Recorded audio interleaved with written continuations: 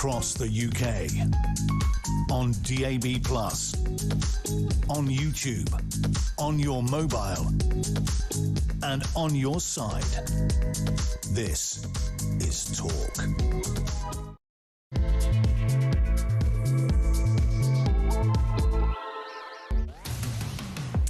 Hello there, and a good evening to you. It's Petrie here with you for the next 3 hours, and of course coming up at midnight it's your chance to talk back, and we have a very special talk back for you for midnight, and that is that the fabulous Andy Lowndes, our space expert, is going to be here in the studio to take your calls and talk about space in general. And I do want to talk to him about the release of the US UFO.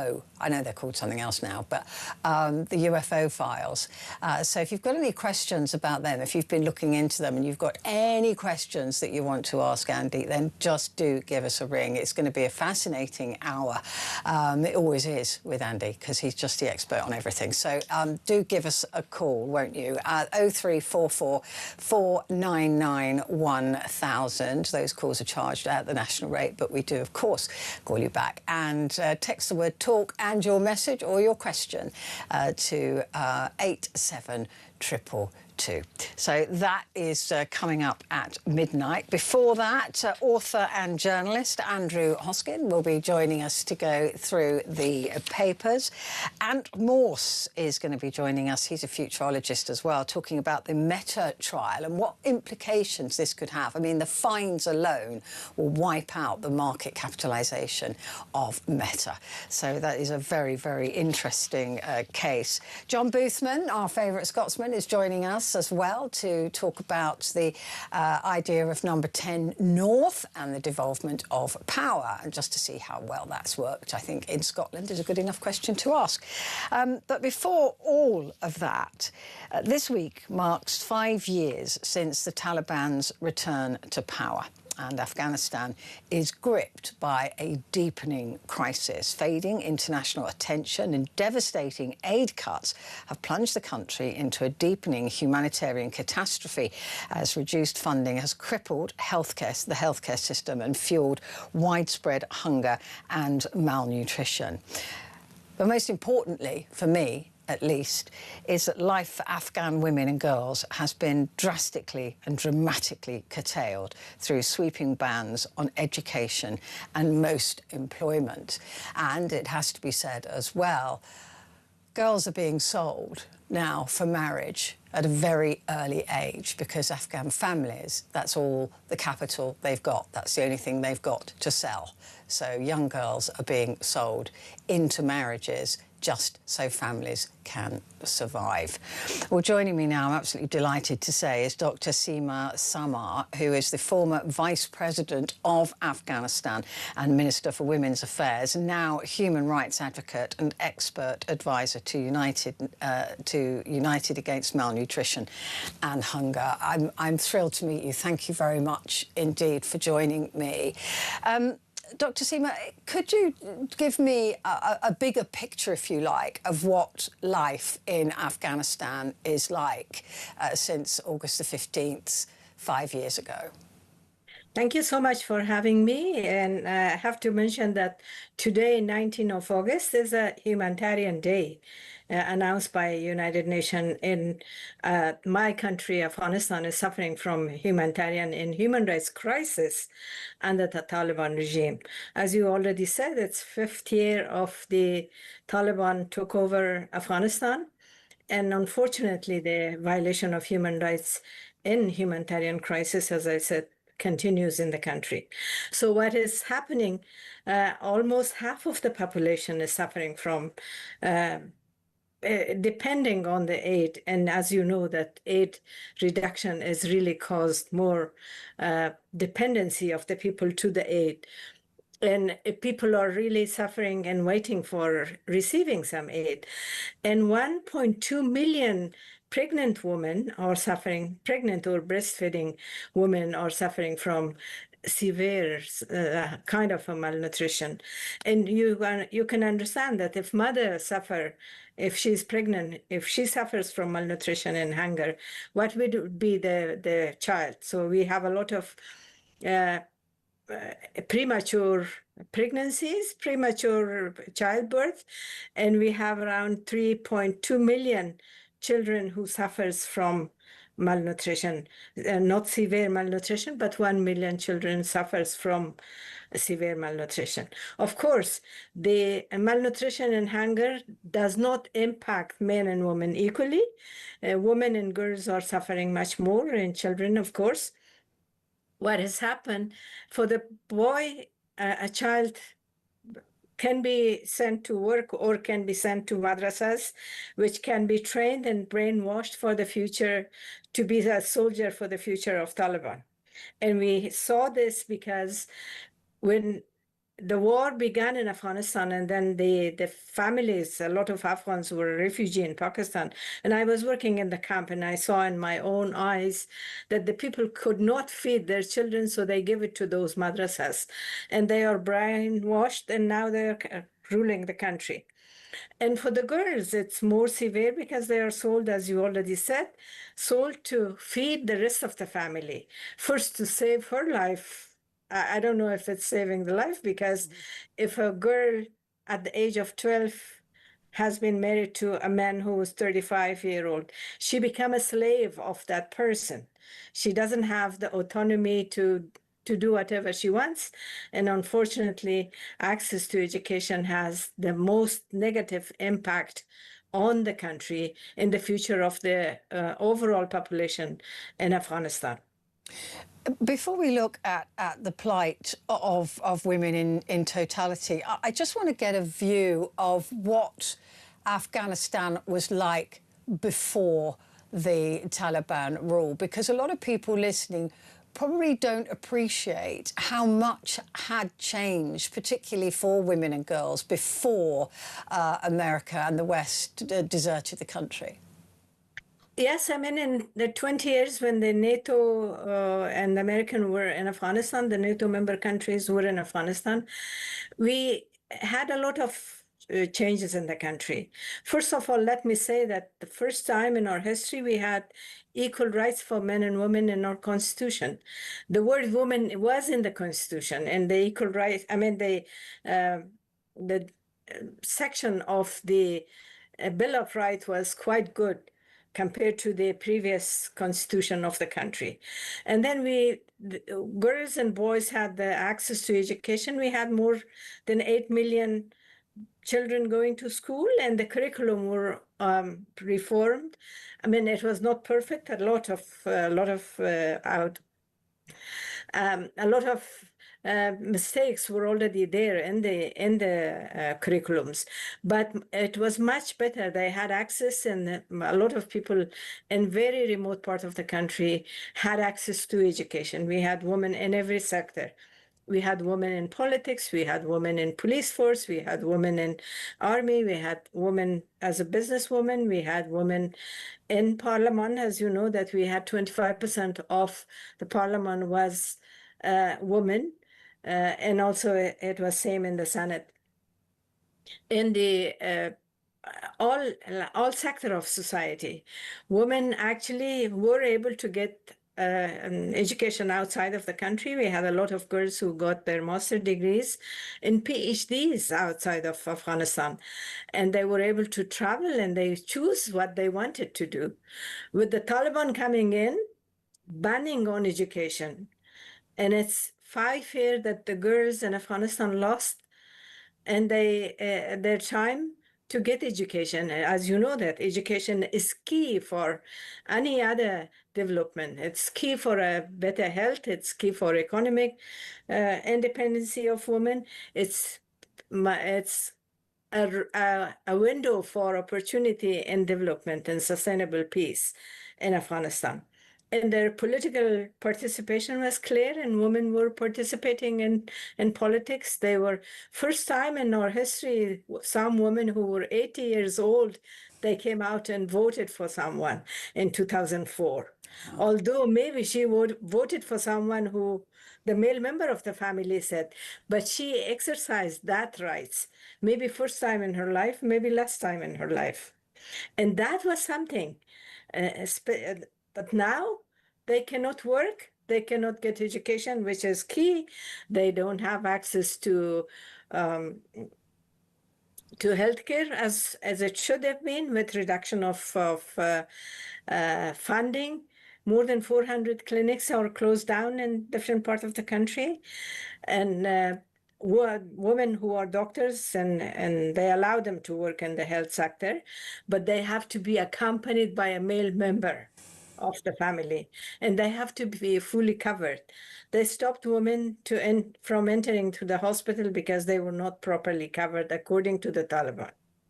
So they don't have a freedom of expression because they have to wear what the Taliban say. And as you heard a few weeks ago in Herat, they actually arrested women because they were not properly covered themselves or properly wore the hijab that the Taliban required. And women are not allowed to be heard to speak outside of their homes either, are they? And even they've got to be quiet inside their homes. No, it's since they established the law in August 2024, women's voice should not be heard. They cannot even pray loudly. We used to recite Quran openly.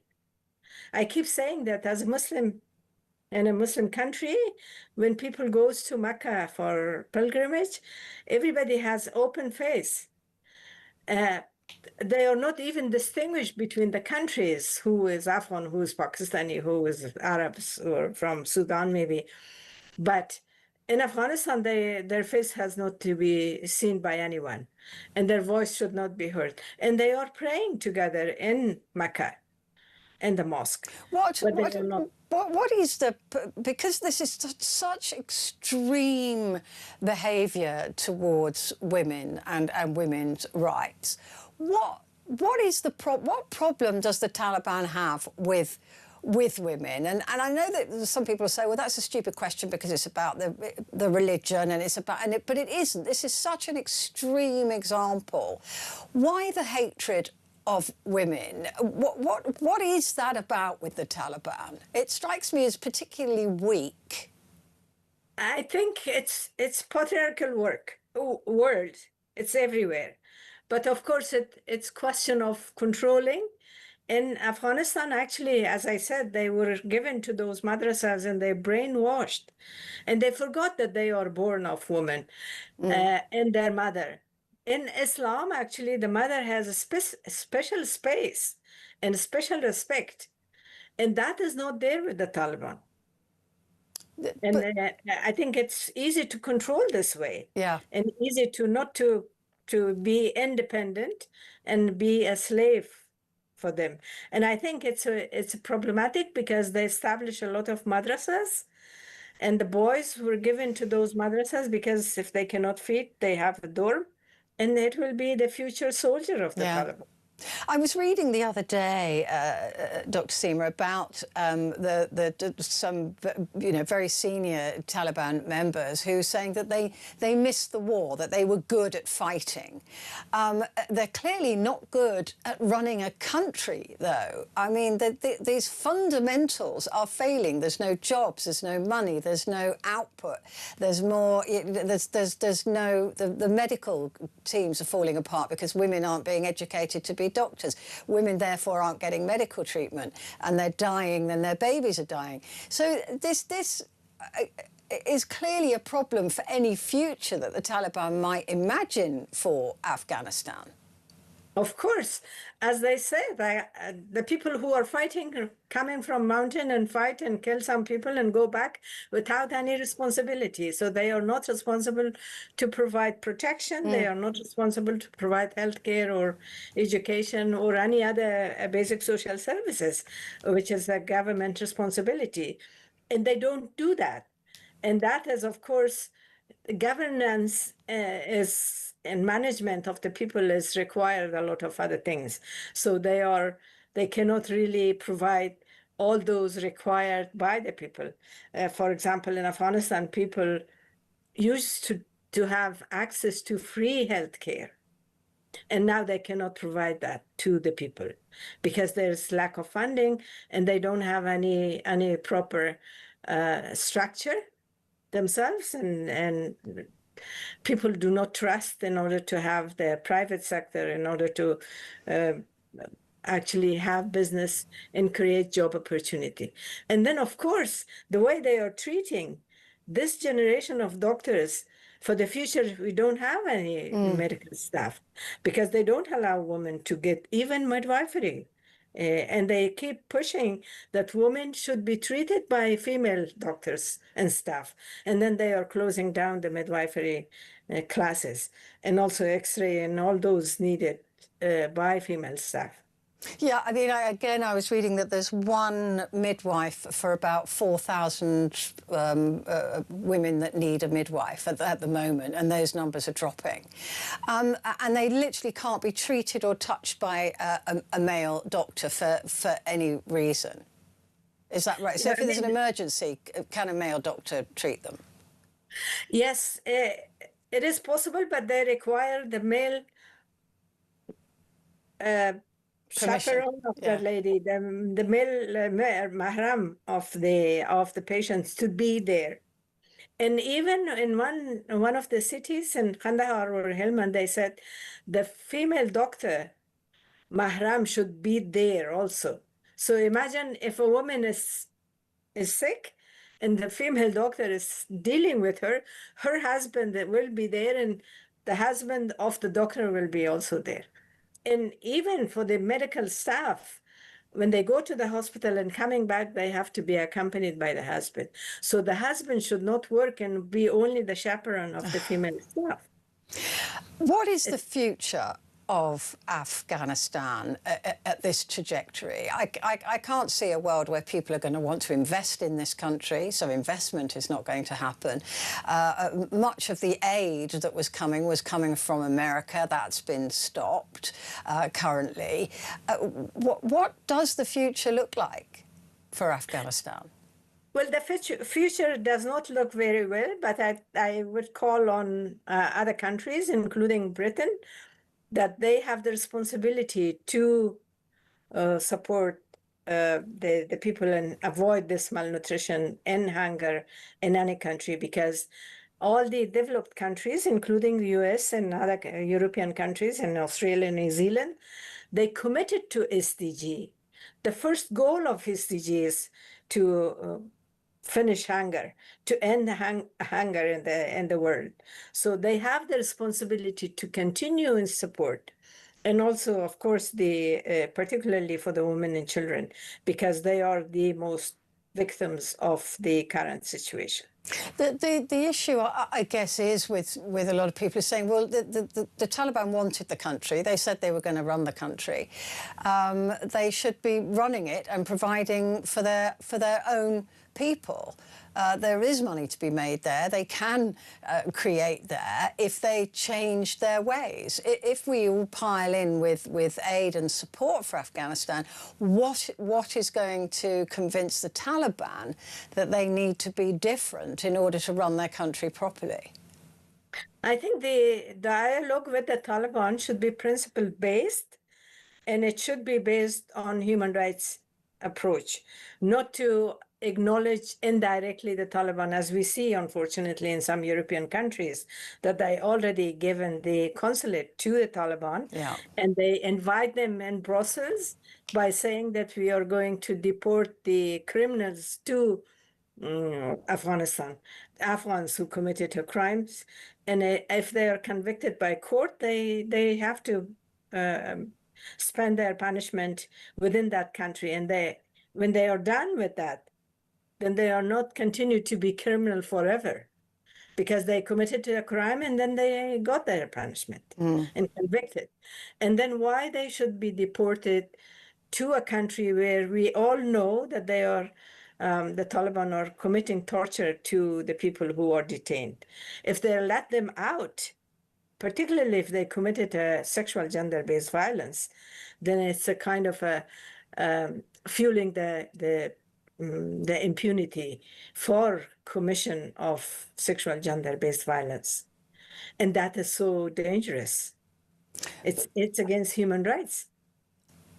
Everything that the Taliban is doing is also against human rights, right? Literally, Exactly. it seems that everything is against human rights. What kind of pressure would you like to see put on Afghanistan to try to change the Taliban? Because that's the only future for Afghanistan. But the only pressure brought to bear is usually sanctions, and that is going to make the country poorer, and people don't want to trade with the Afghanis anyway. Yeah, I think the double standard should not be used, because we are pushing for accountability for some countries, but we are denying Afghanistan. I think the denial of the problem in Afghanistan is a dangerous, because we saw already in a few decades ago that it's going to be very, very dangerous, and that should be avoided. And as I said, that the engagement should be principle-based and it should be inclusive. And that pressure should be put on Taliban. As I said, that already the Taliban claim that they have diplomatic relationship with 40 countries. That should continue, and that should be the countries who tries to recognize the Taliban. It's only the Russian recognized the Taliban, and I think it was the reaction to Syrian by the other countries. Unfortunately, we are stuck in the middle of those political agendas of superpowers, unfortunately. It should be based on human rights in humanitarian situation. Rather than... Is there a chance the Taliban will ever change, though? I mean, from what I hear, what they're saying, they're so hard-line that I don't know what would change them. Well, I think a human being can be changed. There's no doubt on that. But we have to choose the right approach and the right pressure to change them. And of course, the accountability actually is important. Accountability for war crimes and crimes against humanity that they are actually committing.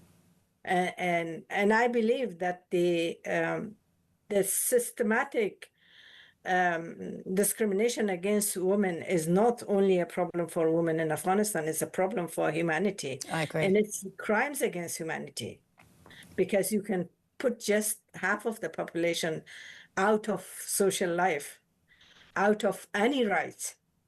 I mean, it's terrifying for all women around the world to see how quickly their freedoms were taken from them, and we should all, as women and men around the world, be paying attention, I think, to the plight of the incredibly brave women of Afghanistan, and they're never far from my thoughts. I'll be perfectly honest with you. Dr. Seema, it's been amazing talking to you. I'd love to do it again sometime if you're willing. Yes. So thank you so much. Pleasure. It's been a real pleasure. Much. Thank you. Dr. Seema Samar, their former Vice President of Afghanistan and Minister for Women's Affairs, now human rights advocate and expert advisor to United Against Malnutrition and Hunger. Quick break, back in a mo.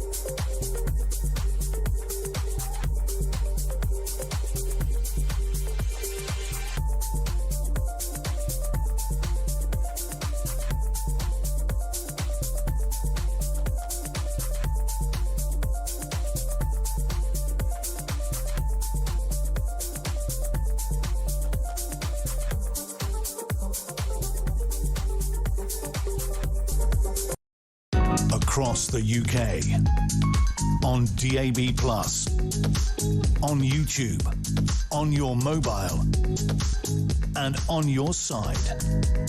This is Talk. Hello there, Anna. Good evening. This is Talk. We've got some breaking news for you.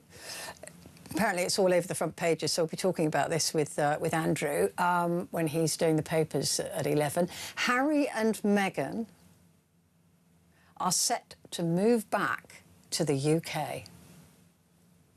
That's the breaking news. Harry and Meghan, later on this month, are moving back to the UK, apparently. So we'll wait and see the details of that, but that is the breaking news this hour. It's very exciting, isn't it? Anyway, coming up, of course, don't forget, we're going to be talking about Number 10 North, and we're going to be talking as well about the implications of this amazing Meta trial going on in the US. And my brother, Andrew Hosken, will be joining us to go through the papers. And then another Andrew, Andy Lowndes, will be joining us at 12 o'clock for the Talkback Hour. And I'd love to hear any questions you've got on space or aliens. Or there was a story, wasn't there, yesterday or today that was saying that the American government have got at least 4 alien species on ice somewhere. I don't know. I'll ask Andy about it. But any questions that you've got, please do get in touch with Andy at midnight. The number you're going to need for that is 0344 499 1000.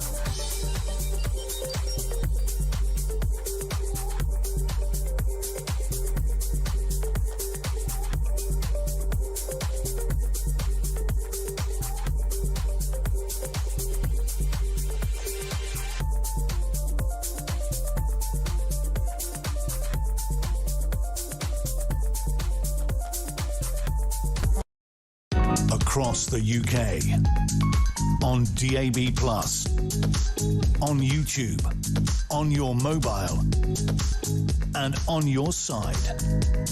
This is Talk.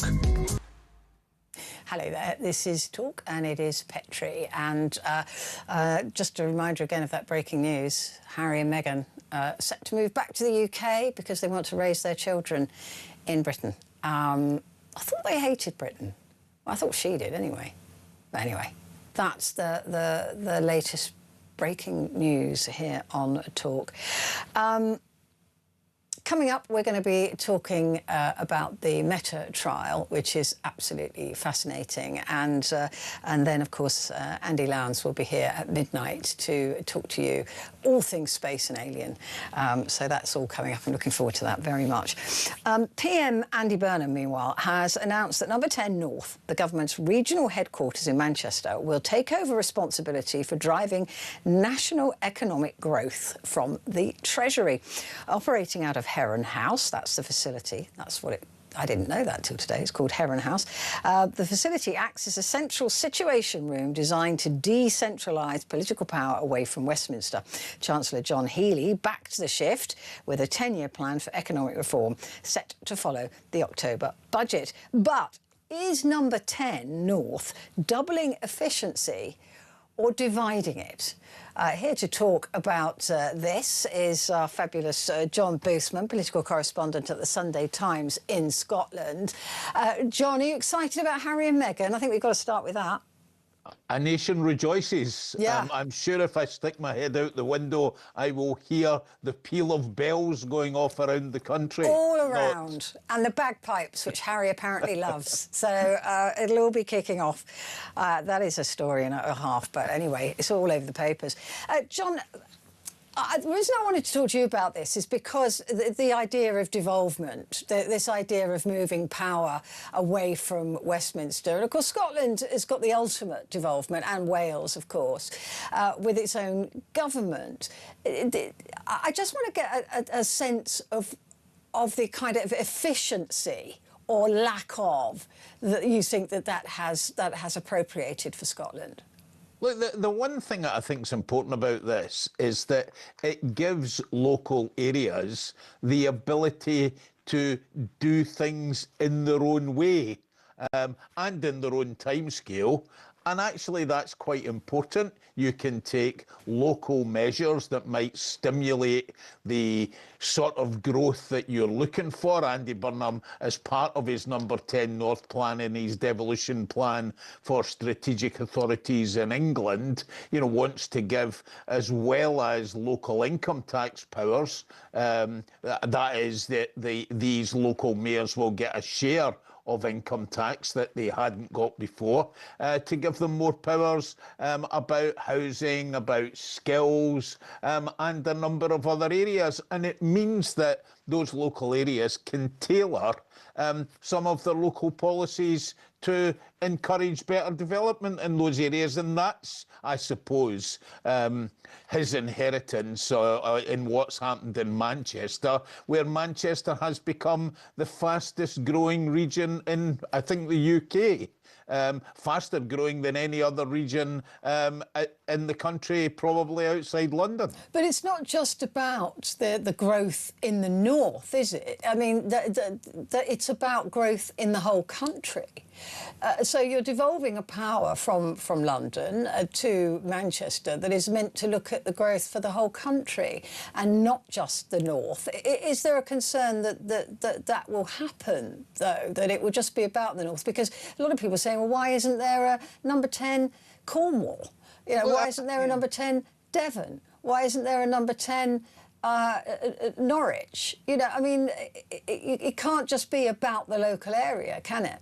Well, but by devolving, powers to, these English strategic authorities that have got metro mayors, which is mainly what this is about, what you will find is that they hopefully, or the objective at least is, that they can improve local economic growth really at higher levels than currently happens. I mean, Burnham himself, 9 days after he became the Prime Minister, and it's worth remembering actually that it's exactly 2 months since he became an MP. Tomorrow he celebrates only a month in office. This thing about number 10 North is he's describing as the biggest rebalancing of power our country has ever seen. Now, it all sounds a bit geekish, right? But at the end of the day, what it is using the lessons that he thinks he's learned in Manchester, that by devolving power to all of these different areas in England, that will help regenerate towns, prioritising places that have been left behind. It'll reindustrialise parts of the country, and he hopes that that's what will be achieved.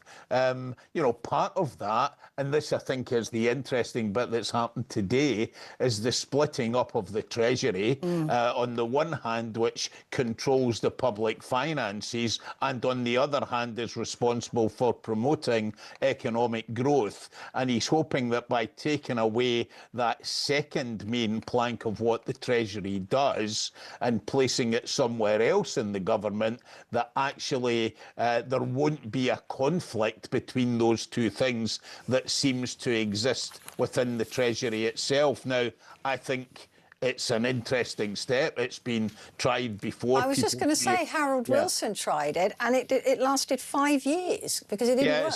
60 years ago, because what happened was, and this will be the interesting test going forward, is that, you know, the Treasury won't take too kindly, I don't think, to losing a great deal of its power, not necessarily just geographically, but just losing the power that an all-powerful Treasury has really had for, you know, since time immemorial in this country. They won't take too kindly to that. And what happened, certainly as I understand it, back in the 1960s under Wilson's government, where he set up this competing Department of Economic Affairs under George Brown, his deputy, was that just led to huge tensions, and there was a big internal fight, and the Treasury won. And who's going to run it as well? Because if it's not John Healey, because it can't be, if he wants to divide it, then I wonder, has he said who's going to run it? Well, some of this policy is going to be under Louise Hay, who's another great Manchester ally of Andy Burnham. But, you know, the idea appears to be that Burnham will sit himself, because he's going to spend a lot of time round about number 10 North, is going to have his hands on the levers of promoting economic growth as well. Now, let's see how this plays out. There's still a lot of detail to come in this. As you said yourself, John Healey himself is going to make a speech about a 10-year plan in the autumn. We've got the budget to come and all that. But, you know, it's an interesting development about the way we run the country. You know, the Prime Minister describes number 10 North as the nerve centre of a rewired Britain. Let's see whether it can work or not. But as I say, it's all about, you know, him using the lessons that he's learned in Manchester to really lay that out as a blueprint for the rest of the country, with this added bit about the Treasury. We shouldn't forget, though, lest we do, I think an awful lot of people forget that Burnham himself, before he was the Mayor of Manchester, right, was a senior government minister. He was a cabinet minister. In fact, he was the shadow chief secretary to the Treasury back in 2007 under Gordon Brown. And also, we shouldn't forget that John Healey was the guy who, back in the early 2000s, as a government minister, he was the financial secretary to the Treasury. He set up regional development agencies all around England. So I find all of this, you know, really quite fascinating. As I said earlier, it sounds a bit geekish, but it's absolutely core and absolutely central to the whole Burnham project. You know, if this doesn't work, then, you know, he doesn't work. There's the whole idea, though, that number 10 North, he's already said, is not going to cost us anymore. It's just something he wants to do. If he's moving whole departments up there, if he's setting up departments, if he's asking staff to move from London, if he's going to have jobs up there, it is going to cost us, isn't it? I mean, in the same way that the Scottish Parliament and the Welsh Parliament aren't free. Sure, look, I mean, I think, you know, inevitably there'll be some costs attached to this. I mean, I suppose I'd say two things. I think one, the idea of setting up whole government departments, I'm not sure is quite right. I mean, one of the things that's causing, I think, a great deal of angst around about government at the moment is the fact that nobody's actually working in any departments. Everybody's working from home. Yeah. Which I do think is in itself, you know, something that's fascinating. But, you know, the other thing that's worth saying is that, you know, we've all thought, at least anybody who lives outside London, dare I say it, thinks that Britain is hugely over-centralised. It's over-centralised in terms of the way we are governed simply from Whitehall. And actually, you you know, even we long have said in Scotland that despite the fact that you get warm words about devolution from government departments in London, they are no more than warm words, and devolution's just an afterthought to them. But what can we learn from the devolvement of the Scottish and Welsh parliaments? Because it's not perfect. It is expensive. You know, what can we learn about efficiency? There's a lot of doubling up. There's a lot of, you know, things that are done twice or 4 times because there's 2 governments or 3 governments, 6 times. You know, it is an expensive thing to do, not just with cash, but with the efficiency of government.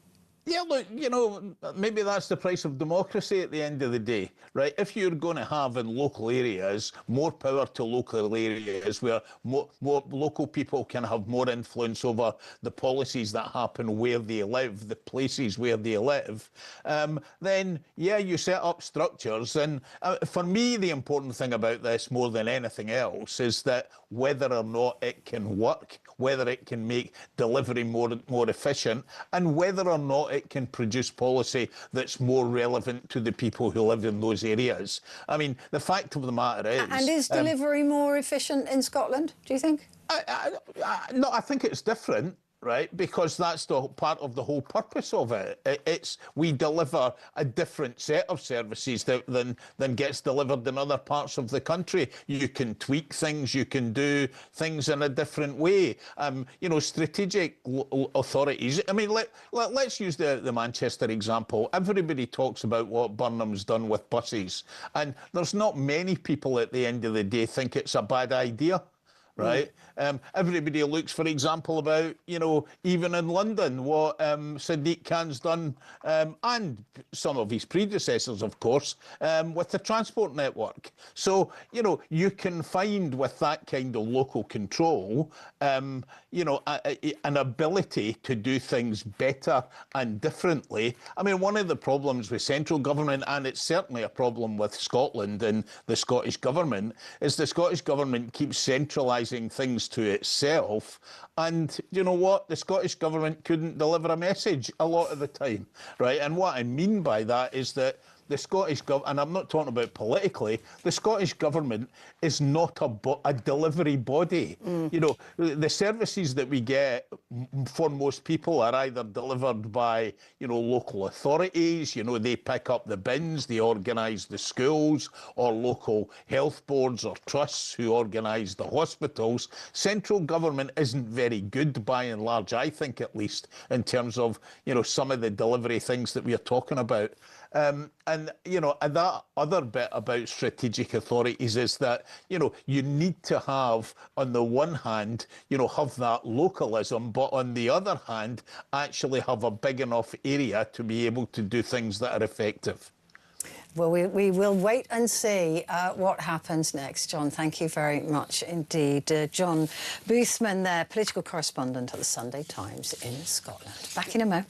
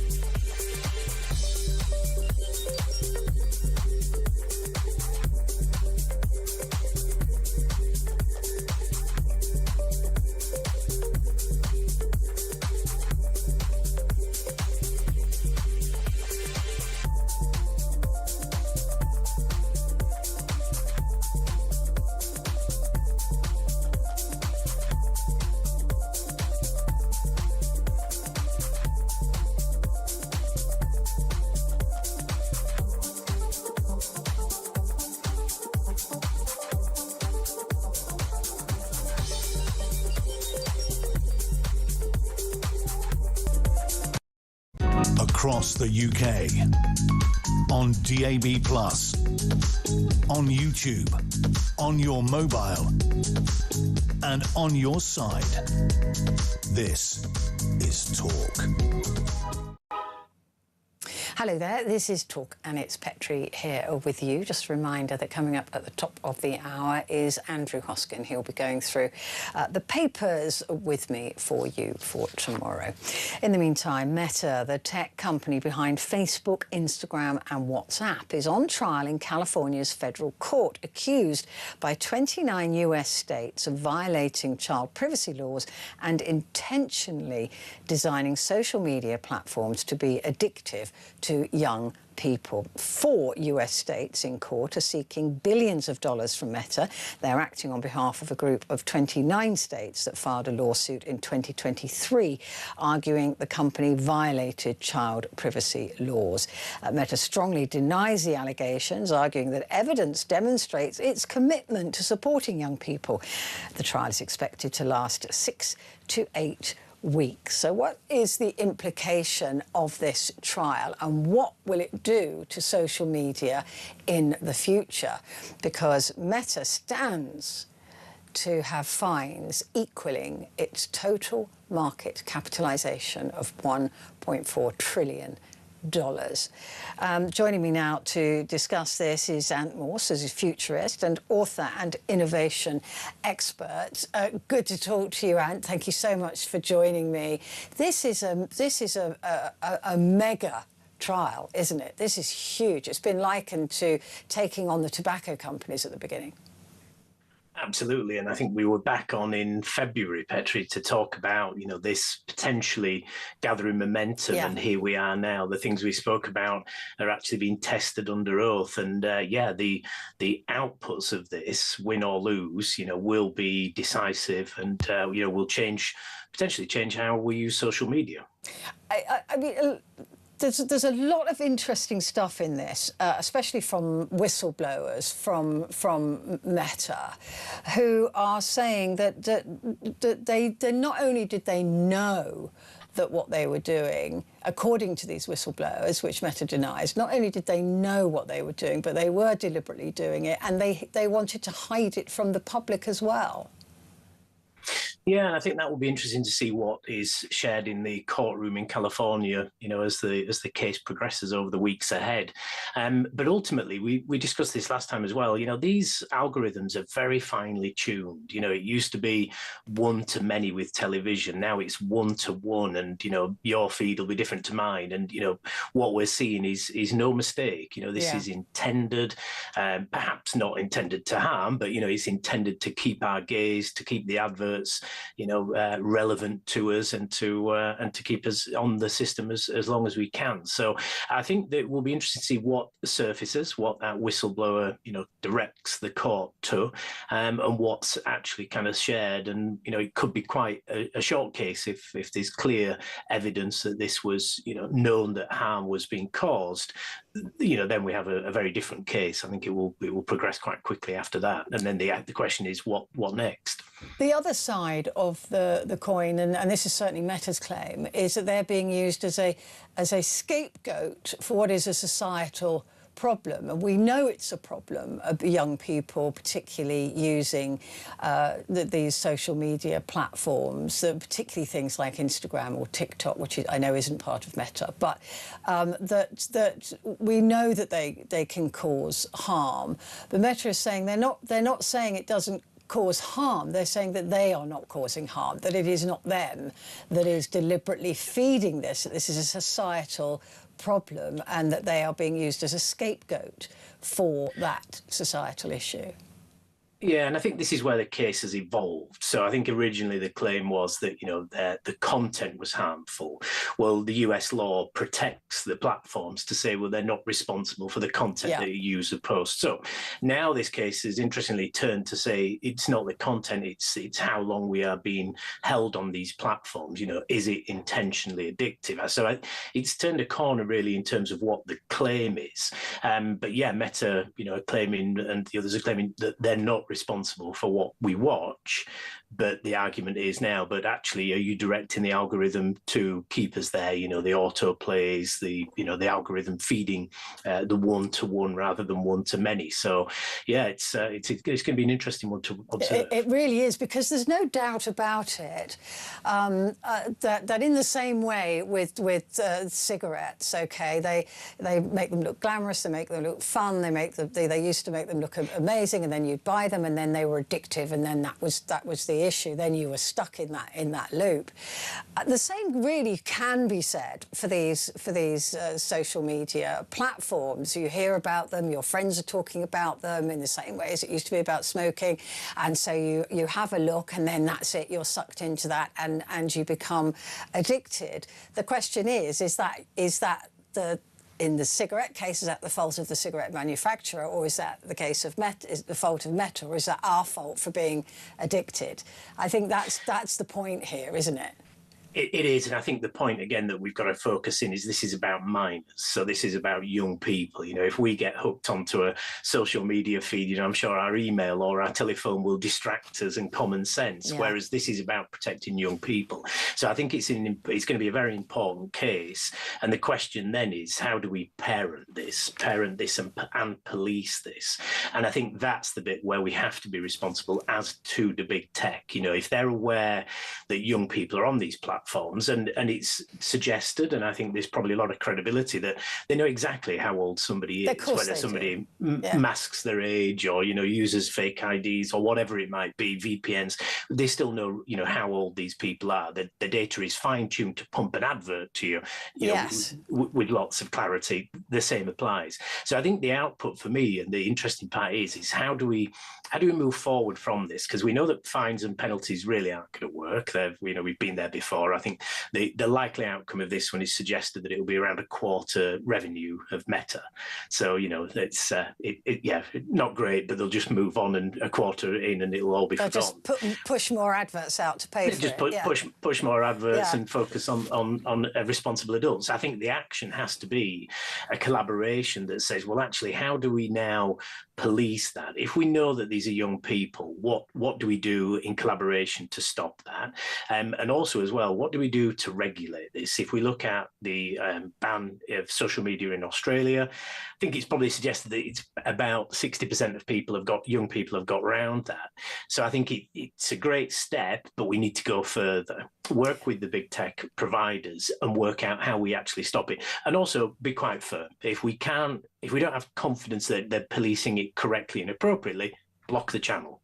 It's something that you could do at state level. Because it is their responsibility. I mean, I do think that it is absolutely down to them. And as you and I have just said, Anne, they know exactly what they're doing. They know exactly how to. They know exactly how to keep me engaged on Instagram or TikTok dog videos, in case you were wondering. Yes. But it's they know me. Right, they know me better than I know myself. So no mistake.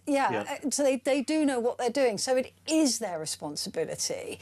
Do you think this will stop them pushing that responsibility onto us? That they will just have to take control of it.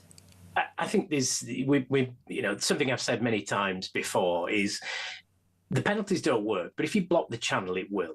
So if they can't be seen to be responsibly looking after children, block the channel at a national level. So suddenly everyone's Instagram in this argument just stops working. They'll fix it pretty quick. You know, the sub-benefit of these channels is not just selling ads. This data is being used to train AI models. It's a much bigger ecosystem. If you stop or block that channel for a period of time until we've got confidence that they're going to police it responsibly, they'll fix it pretty quick, trust me. You know, they have to have our engagement for much greater good or greater solutions in their ecosystem, such as AI, just one example. So if we block it at source, if they can't manage it responsibly, I think that will be, you know, it feels strong arm, but it feels the only way to do it. Yeah, I mean, it certainly would have more impact than a fine, as we know that they just pass on to us anyway. Yeah. What do you, just briefly, what do you think of the ChatGPT situation, where they're making sure that it doesn't sound too human for younger people? Yeah, I mean, I think again, these are all great things. Watermarks, I think, are now in some AI models as well. We get very carried away. This is my day job. We get carried away with AI and how good it is, and we forget it's just a great big machine. It's very useful. Don't get me wrong, but we're still human, and we still have to put that human content into it. Treat it as the machine it is, but gosh, it's helpful, and it can. A number of processes in our lives. Let's embrace it, but keep human in the loop as well. Yeah, I think in New York, actually, they're fining any companies that uses AI images on its billboards as advertising without being clear that they're AI images. So, absolutely, yeah. And people are pushing back on this as well. There's kind of like an anti-AI rising, gently in the background as well, which is, gaining momentum. And I think again, it's kind of, I feel it's just got a little bit carried away. We just need to remember it's an incredibly useful tool, but it's not going to replace us. No, well, it shouldn't anyway. And great to see you again. Thank you very much indeed for joining me. Ant Morse there, who's a futurist and author and innovation expert. Right, stay where you are. There is still much to come. In a few moments' time, Andrew Hosken will be joining us to go through the papers for tomorrow. And, of course, at midnight, it's Andy Lowndes.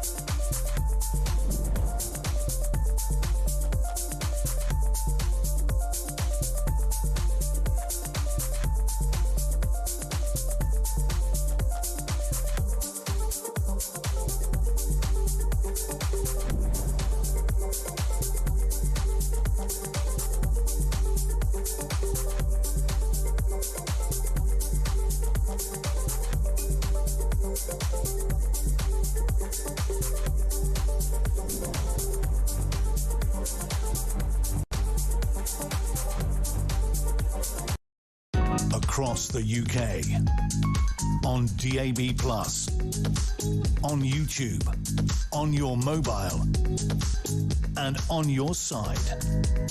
This is Talk.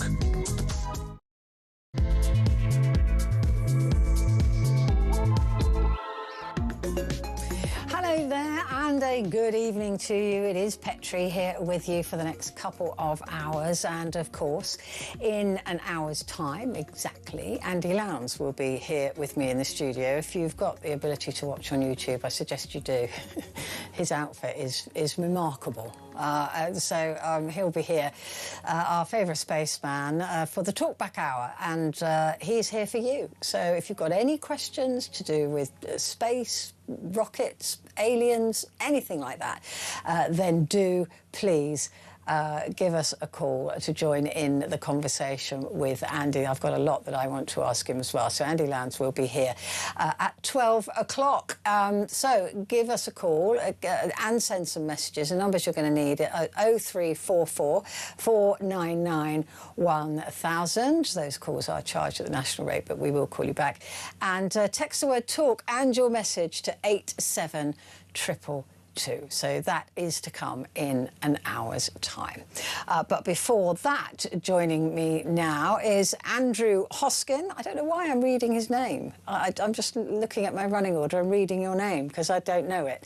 Andrew Hosken, author and journalist, a former BBC senior correspondent, and for those of you who don't know, my older brother, much older brother. Good to see you. Where are you?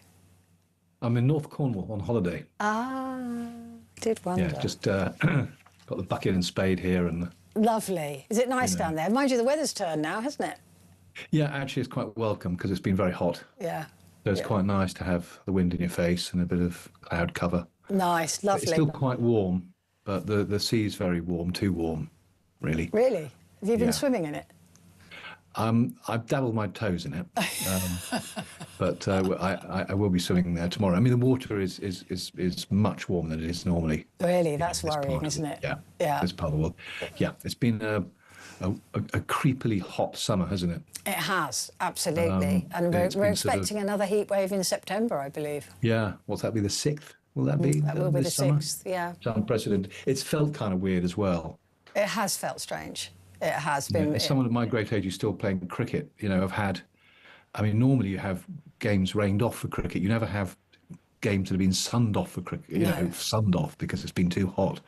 And that's happened more than half a dozen times this summer. Really? So that shows you how hot. When you go out there, of course, the grass is gone, it's all brown. So it kind of feels very strange this summer. Yeah, I'm glad that I didn't have any grass to look after in my garden, having chosen not to lay grass, because it's just a disaster for people. It really is. Mind you, my front gardens, everything's died in that. Let's have a look at the papers, Andrew, and we're starting with the Times. Shabana Mahmood has said that she wants to implement a fairer spread of asylum accommodation as the government prepares to house more migrants in wealthy areas. And they've also said that they don't care that this is going to cost the taxpayer more. It's the principle of the thing. But can we afford principles? Well, it's a very complex issue and a very good question. Can the government afford it? I mean, the problem is, as we've seen over the last few years, a lot of these migrants have been concentrated in poorer areas. Because the accommodations are cheaper. In migrant hotels. Yeah. Of course, yeah, absolutely.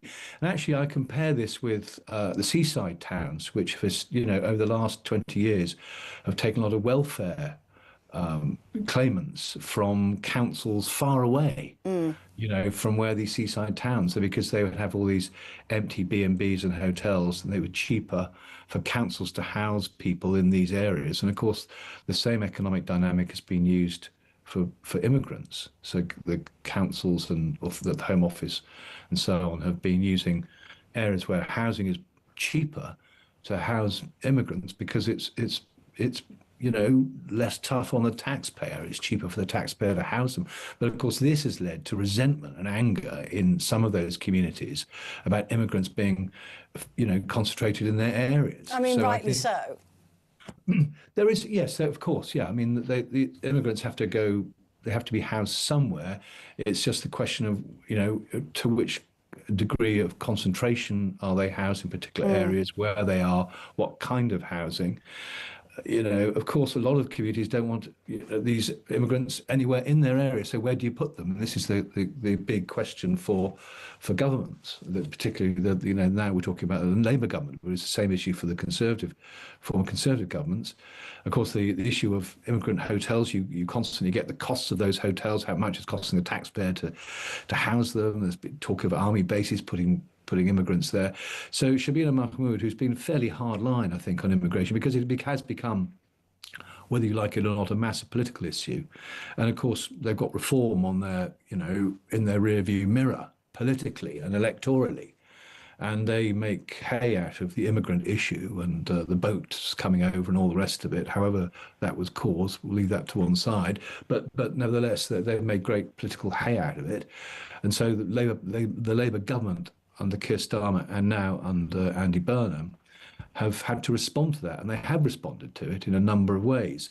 So what she's saying is, well, we'll have a fair mix. I think her actual expression is of spreading people also in the wealthy middle class areas, so that this issue is less focused in these particular areas. A lot of them have been turning to reform in the past. So it has become a sort of politically hot issue.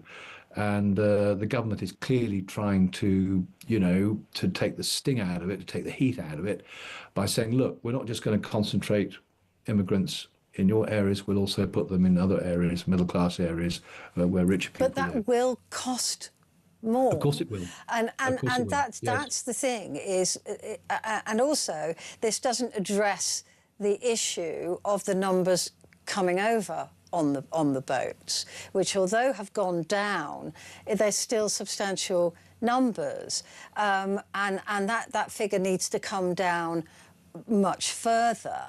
But because people are just going to go, well, hang on a minute, how is this the solution to the problem? Why aren't you fixing the problem at its root cause? And then we wouldn't have to have this conversation. Well, there is a root cause. Well, the initial root cause, as we know, is that when the UK was in the European Union, we had a returns policy with the rest of the European Union, whereby if somebody had come across on a boat, this is under the Dublin Agreement, so-called Dublin Agreement, they could then be returned to the country in the European Union where they first came to the notice of the authorities there, where they first claimed asylum. And they were returned there. Now, since Labour came in, they have concentrated on, for example, targeting the smuggling gangs. They're paying the French a lot of money now to prevent people from actually coming across the sea. But it is a massive problem. You have these smuggling gangs, which are getting a lot of money. Well, it's whack-a-mole, isn't it? And far from, aside from what, sort of shooting them out of the sea or sinking them, once somebody's decided to go across the channel on a boat, that there is obviously an issue, for the French authorities, but also for us, in how do you prevent them getting there? And of course, we've had tragic incidents where these boats have overturned. So the issue for the government is, well, how do we tackle this at source? And so they've been looking at, targeting the smuggling gangs, the smugglers themselves, paying the French, working with the French to prevent people from getting across the channel in the first place. And as you say, the numbers have come down. But once they're here, what do you do with them? That is the issue that the government also has to deal with.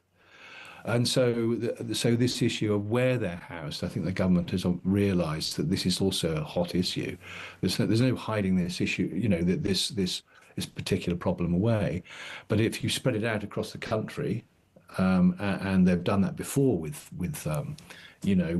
immigrants from various different types in the past, then that may sort of take the concerns away that people have. But yeah, this is a problem. It's a problem that's affecting. Or spread those concerns further. Europe. That's the other issue, isn't it? They will be spreading the concerns further and under, into other areas of the country. Well, yeah, but it seems unfair, doesn't it, to have immigrants just concentrated in particular areas, and for everyone not to have their share of the responsibility and of the burden of housing people. And it may be that if they're not so concentrated in large numbers in particular areas, they won't be that noticeable. They won't be so much in people's faces. If there are fewer of them in more areas than having large numbers of them in fewer areas. Yeah. This may be something that will at least alleviate the problems that we have and the concerns that people have about this issue. Well, again, for me, it just comes down to the money of it. It's not like we've got spare cash sloshing around that we can just spend on expensive accommodation. Yeah, I mean, the reasons why they were housed in outer borough, the immigrants are housed in outer boroughs in outer East London, and not in the royal boroughs of Chelsea. Yeah, exactly. And Kensington or Wandsworth, is because housing is much cheaper there than it is. And all we need to see is these immigrants getting beautiful houses or lovely flats or things like that. Well, that doesn't happen though, does it? I mean, they No, get but I'm saying that if it goes accommodation. into wealthier areas, Yeah. you know, if the properties are smarter, and that'll just kick off everybody around the country. Well, yeah. I mean, it's a sort of issue that you can't win really as a government. You know, I mean, all you can do is try to work with other countries, as we used to do when we were in the European Union, and we're now having to do again outside the European Union, to try and sort this issue out. Yeah. I mean, there's an English channel, and one side is France, and you know, Belgium, parts of it, and Netherlands. So they're mainly France, and the other part is us. And how do you tackle this problem? I mean, immigration is an international issue. You know, you have people coming across into the European Union, into countries in Greece. When you go to Greece, you see how many. There's much bigger problems there because they're right on the border. Yeah, and we're having to, and Italy. and we're having to pay countries like Jordan and Turkey to hold millions of refugees in their countries and look after them there, rather than preventing them from coming across into Europe. And in fact, you know, in the past, Turkey's threatened the European Union to release them, because they were annoyed at the European Union for some reason or other. So it is a major sort of international issue, and of course, it is going to get more and more serious as, you know, issues like climate change will force more immigrants to try and leave their countries to come to places which are going to be cooler, with more food and water and all the rest of it. So this is going to be a problem, but it's not a problem that just a country can to do on its own. Just to sort of appease the Daily Mail or the Reform. It's an international issue. Yeah. And will have to be dealt with by our partners. But the government has to be fair to it. I'm not a Labour Party spokesman, but to be fair to it, it is saying, look, this is what we're doing. We're tackling smuggling gangs. We are going to spread the housing of immigrants around the country more. We are paying the French and working with other countries to try and deal with this problem. Yeah. Because if they're in France is not a dangerous country. So there's an issue why they're coming across to the UK. And a part of that is because we can't now return them because we don't have a returns policy. But there are other issues as well. Maybe that we have what we have on offer is more generous. That is the perception, isn't it? At least that's what people think. Yeah. The claims that are being made is that somehow the immigrants believe that a lot of immigrants believe this is the land of milk and honey. Yeah. Of course, the other issue. Well, that's what the smugglers are telling them anyway. There is that, of course, but also the other issue which is majorly underplayed is that as someone when I was a BBC reporter would go to Calais a lot and would talk to immigrants who were trying to get across to Britain, but then smuggling themselves on lorries and in people's boots and cars and things like that, was that English was an international language. Yes. They already spoke some English, and they didn't speak any French, and they couldn't speak German and Dutch and all these other languages, and they found it a big struggle to sort of just live there because they couldn't make themselves understood, whereas they have English, and therefore that was also an added motivation for trying to come across to Britain. Yeah, I agree. That I've spoken to lots of immigrants on phone-ins as well, and they've said exactly the same thing. Just before we take a break, vaccine for skin cancer helps fight. This is extraordinary, isn't it? This is tailored vaccines for people with skin cancer, which will.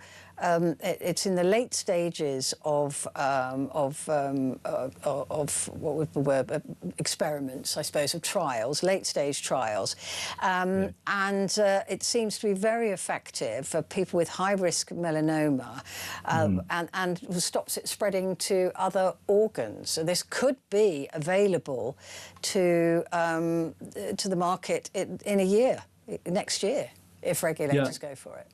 It's really astonishing how these brilliant scientists come up with cures for, these chronic, incredibly dangerous diseases. And it's Moderna, I think, is the Massachusetts-based company. Yeah, their shares doubled today. Yes, it's funny, isn't it, how the Financial Times is shares double as cure found for I know exactly. It's all about, but their melanoma. shares just went like that. I mean, it's so just they rose extraordinary. 144%, I think, Yeah, which they is did. quite overnight on the announcement of this new, I think they call it messenger RNA It's a disease, a It's kind the of same, drug. same kind of vaccine as part of it is an RMNA or whatever it's called. That's the same as the COVID. mRNA, yeah. It's the same as Yeah. the COVID technology. That's right. It's using the body's DNA to attack. Yeah. In those days, COVID. With this, cancers, melanoma, high risk melanoma, which is the most dangerous type of skin cancer. So it's an incredible. It's whiz-kiddery of the most incredible kind. Oh, it's extraordinary. Hopefully, yeah, and it also prevents cancer, or it is said to reduce the risk of cancers metastasizing throughout the rest of the body. Yeah. So yeah, it's and also it's peculiarized, isn't it, to the individual. So it uses their own personal DNA to do this. So it's really spectacularly clever stuff. It is, and Merck as well, which is a German company, are testing similar personalised vaccines now for lung, bladder and kidney cancers.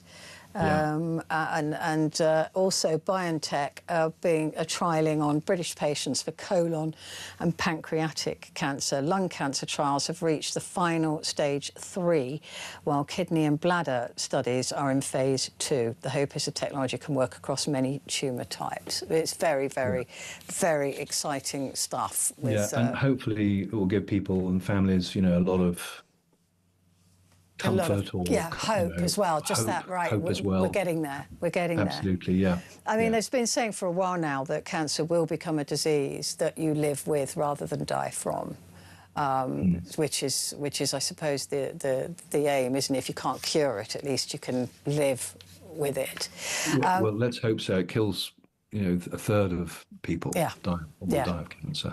Very, very sadly, and we all know someone who it's taken. So, hats off to these amazing scientists. They're incredible. Just extraordinary.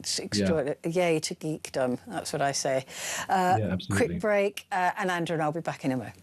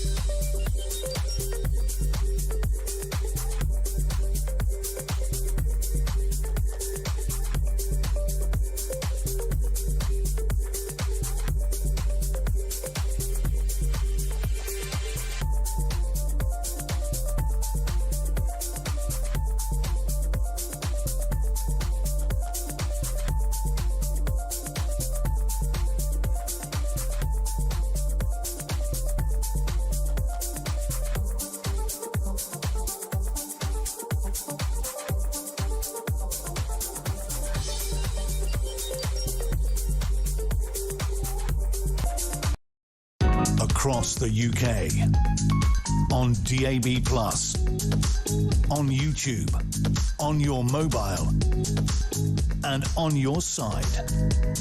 This is Talk. Hello there, this is Talk, and it is Petrie here with you, and with me is Andrew Hosken, author and journalist and former BBC senior correspondent. The Daily Telegraph, Andrew, the exciting news that Harry is coming home. Duke and Duchess plan to move back to the UK for children's school. Apparently they've already been enrolled in their British schools, and the reunion with the King last month cited as a key step in reconciliation. They are not going to live in London. Apparently it could be somewhere in the Cotswolds, I'm hearing. Are we excited? Yeah, it's not a surprise, really, is it? I would say. I don't think so, no.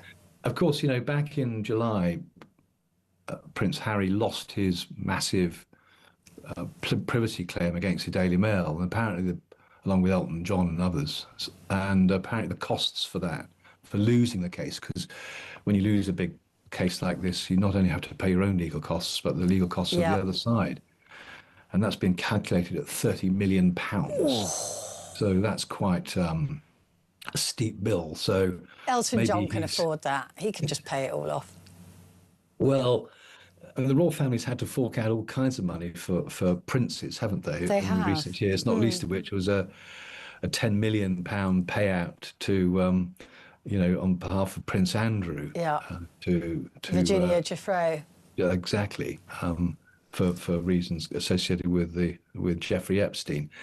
So that is not like that. Obviously, this is a legal bill, but nevertheless, someone will have to pay it. I just chipped that in for what it's worth, because I don't know whether that's had a role in smoothing relations. Oh, maybe, yeah, good point. Well, I'm just being a cynical old journalist. Yeah, I mean, it's a good point, isn't it? But also, there's been a lot of talk about their Montecito dream fading, that they haven't become this celebrity couple that perhaps they thought they might, that the money's running dry, and that certainly the offers from places like Netflix have dried up, and that maybe there isn't the income and the stardom that they thought was owed them in Montecito. They're going to keep the Montecito property, apparently. Right, yes, and a place in Portugal, apparently. They've got a place in Portugal. But, yeah, I mean, he wrote that book, didn't he, called Spare. Yeah. Which was very hurtful to the royal family. I mean, he's not going to be... They're not going to be bumping into Kate and William, are they, and having tea parties with the kit? I can't see that happening. There's a lot of broken crockery, doesn't there, that needs sort of gluing back together again, I think, before people start being nice to each other. It's going to be a bit awkward. But, at the end of the day, blood's thicker than water. And is it, though? It was all a bit of a silly tiff in the end. And also, what do you do if you're a professional prince, right? I mean, it is a job. Yeah. And it may not be much of a job. I mean, you have to be nice to people and open factories and attend tea parties, at Buckingham Palace, and break bottles on ships and stuff. All the stuff you do. If you can't do that, then what do? You really are a bit of a spare, aren't you? Well, I mean, that's his job, isn't it? It's well, he's not going to be a working royal. There's no, he's not. But so he's not going to be. He's going to be an unworking royal, is he? He's going to be an unworking royal, and how they're going to make money. I mean, I suspect they're not entirely impoverished, but no. But I guess they still need to make a living because they won't be being paid for being working royals. I'm sure they've got a few bob stuck away. I mean, of course, she was a successful actress, wasn't she? Yeah. So you're saying that I shouldn't have a whip round for them? No, I don't think they need a whip round. No. But they do have he has a big legal bill to pay, but. Yeah. As you say, it's a bit, because obviously his other job was he was in the military. He's not in the military anymore. So he's a trained soldier who's no longer a soldier, and he's a trained prince who doesn't apparently appear to be wanting to work as a prince. So so he's pretty useless, really. So I mean, I suspect that I give it a year or so. I suspect he'll be back on the circuit. So do I. Because being a prince. She's also a trained actor who's not acting. So, I mean, so she's a professional princess. I suspect they'll go around doing royal duties, right? I suspect that's what I think happen. they'll have to in the end. Yeah. I think pride is, well, hang on a minute, we're coming back. I'm not sure the fatted calf will be killed. I'm not sure that they... or street parties and all the rest of it. But without, I'm sounding a bit facetious there, but nevertheless, obviously the public as well are not, I know they've had a lot of dirt thrown at them by elements of the press, media, but nevertheless, they've thrown a lot back at us, though, haven't they? So. Yeah, so he's got a lot, as I say, there's a lot of broken crockery to be mended, and also not least of which would be the British public, those among the British public who believe in the royal family and want to see them around.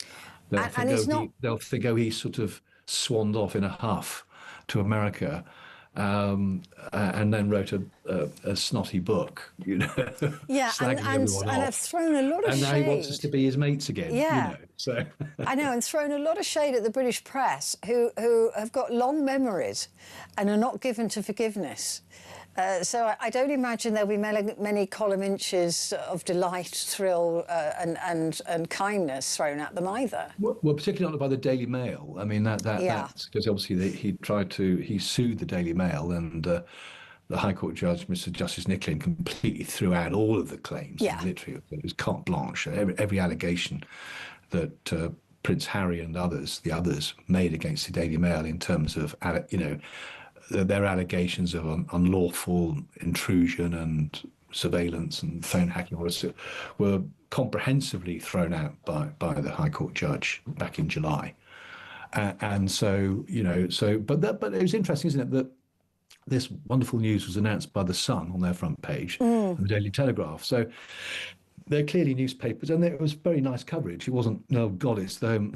Guess what? They're coming back. It's hurrah! You know, Harry and Meghan are coming back. Give it 5 minutes. So there are elements of the press who seem to be on side, and probably for future stories down the road may stay on side. But you know, the British press is a fickle animal. And can turn on you, you know. So it's not an easy horse to ride. No. But nevertheless, it's been more. The coverage I've seen so far has been warmer than I would have thought or would have expected, say, a year or two ago. Yeah. I'll be waiting to see that tall poppy being cut down, though. We love to do. I suspect they'll keep their heads down for a year or two before they decide to venture out. Yeah. Because it's a bit sort of. It's a bit of a climb down, isn't it, for them? It's a bit embarrassing to say, oh, yes, we want to come back after all, you know. I'm sorry. Even though we said we any misunderstanding. Yeah. Because it's happened very quickly, isn't it? These meetings happen. I suspect they've been thinking for a year or two, oh, you know, it'd be quite nice actually to go back to Britain where people sort of genuflect to us and are nice to us and kind to us and treat us like members of the royal family. At least recognise us exactly when we go out on the streets. Because I suspect in Montecito nobody cares who they are. And also, I think that Harry has made his feelings about Donald Trump fairly. I think he's not a big fan. Yeah, so and America has changed. And schools, as we know in America, are not the safest place to be as a kid. No, exactly. So I wouldn't want my child to go to school in America. No, you consider all the terrible shootings there are, and you know, no, nor would I. Yeah, so that's clearly why they want to come back in a British education as well. It's I don't blame them for wanting to come back. I just think that they could have managed it a little bit better, knowing that was a possibility. I think they managed it sort of fairly well. I mean, I think they're being invited. I recently met actually I was at a lunch with one of their advisors. I won't say who. Very nice guy. You know, but so I think they are being very well advised, and this has been very well planned and structured and announced. I think it's been quite cleverly done, actually. You know, looking at it from a sort of PR point of view, as a journalist, I think it's been handled quite well, and the way it's been written up. So if they're being well advised and they keep their heads down for a bit, you know, I think people will probably forgive them in the end, and we'll sort of wonder why were we angry about them in the first place. I'm not entirely sure what the row was about. Do you, or why? No, I don't really. I mean, I have to be perfectly honest. I don't really care for them. I don't really care one way or the other. I just don't. No, I mean, you know, they are a total irrelevance to me, and I suspect that a lot of British people feel the same. Yeah, I mean, it's kind of strange that we allow one particular family to be sort of king and queens forever and ever. Yeah. I know there's been sort of, in the past, been historical fluctuations, but we've had the same family for the last, well, really 300 or 400 years, give or take the odd, you know, but you know, so that along with that kind of, you know, honour comes a, you know, responsibility and, you know, all the rest of it. So I think people grow up in their own way, don't they, in their own stage. It may be that he's sort of taking a bit longer to grow up. And I think it's also a very difficult position to be the spare, if you like. Oh yeah, the smallest violin, Andrew. For well, Prince the tiny Harry's. violins for me as well. Yeah, no, I for completely Prince agree. Harry's shockingly awful childhood. Boo-hoo. Yeah, no. Well, I mean, apart from, of course, I think one thing that did colour his views, obviously, was losing his mum. Yeah, I mean, who died in a terrible car crash, being chased by paparazzi and people who are being paid lots of money by Fleet Street newspapers to get photographs of her. And I think that's tainted his view of the press. Yeah, and which is understandable. I accept that. I accept that he lost his mum, and that's really sad. But I don't. I mean, I'm not. Yeah, but in the end, you have to sort of get on with life. Yeah, the victimhood from him is just off the scale. Go away, grow up. Yeah. Okay. Quick break, and Andrew and I'll be back in a moment.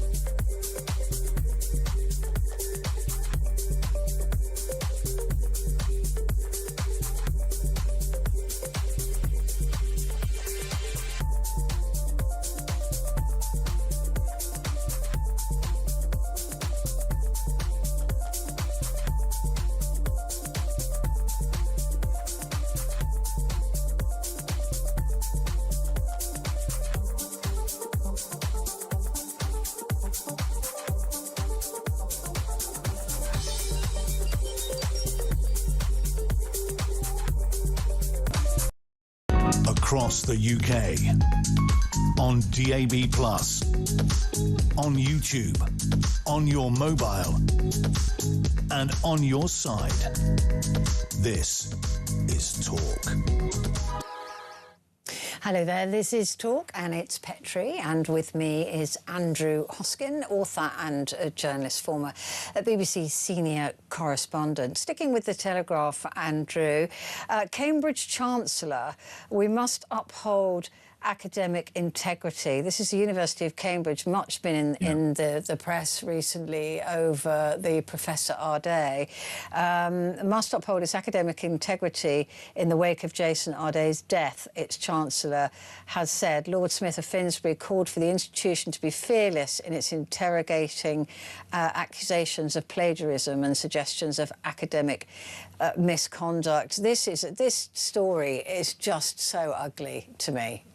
Almost everything about it, the way Cambridge used Jason Ardé, the way the media attacked Jason Ardé, the fact that Jason Ardé, couldn't cope and took his own life. Everything about this story is ugly.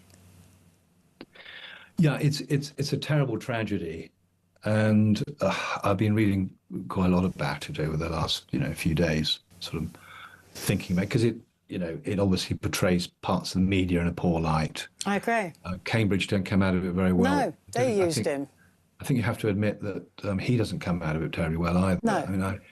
I mean, what happened was, I think initially back in September last year, the Times Higher Education Supplement, or THE, it's online now, started to look at allegations of plagiarism, which is basically people copying out bits of other people's work and passing it off as their own.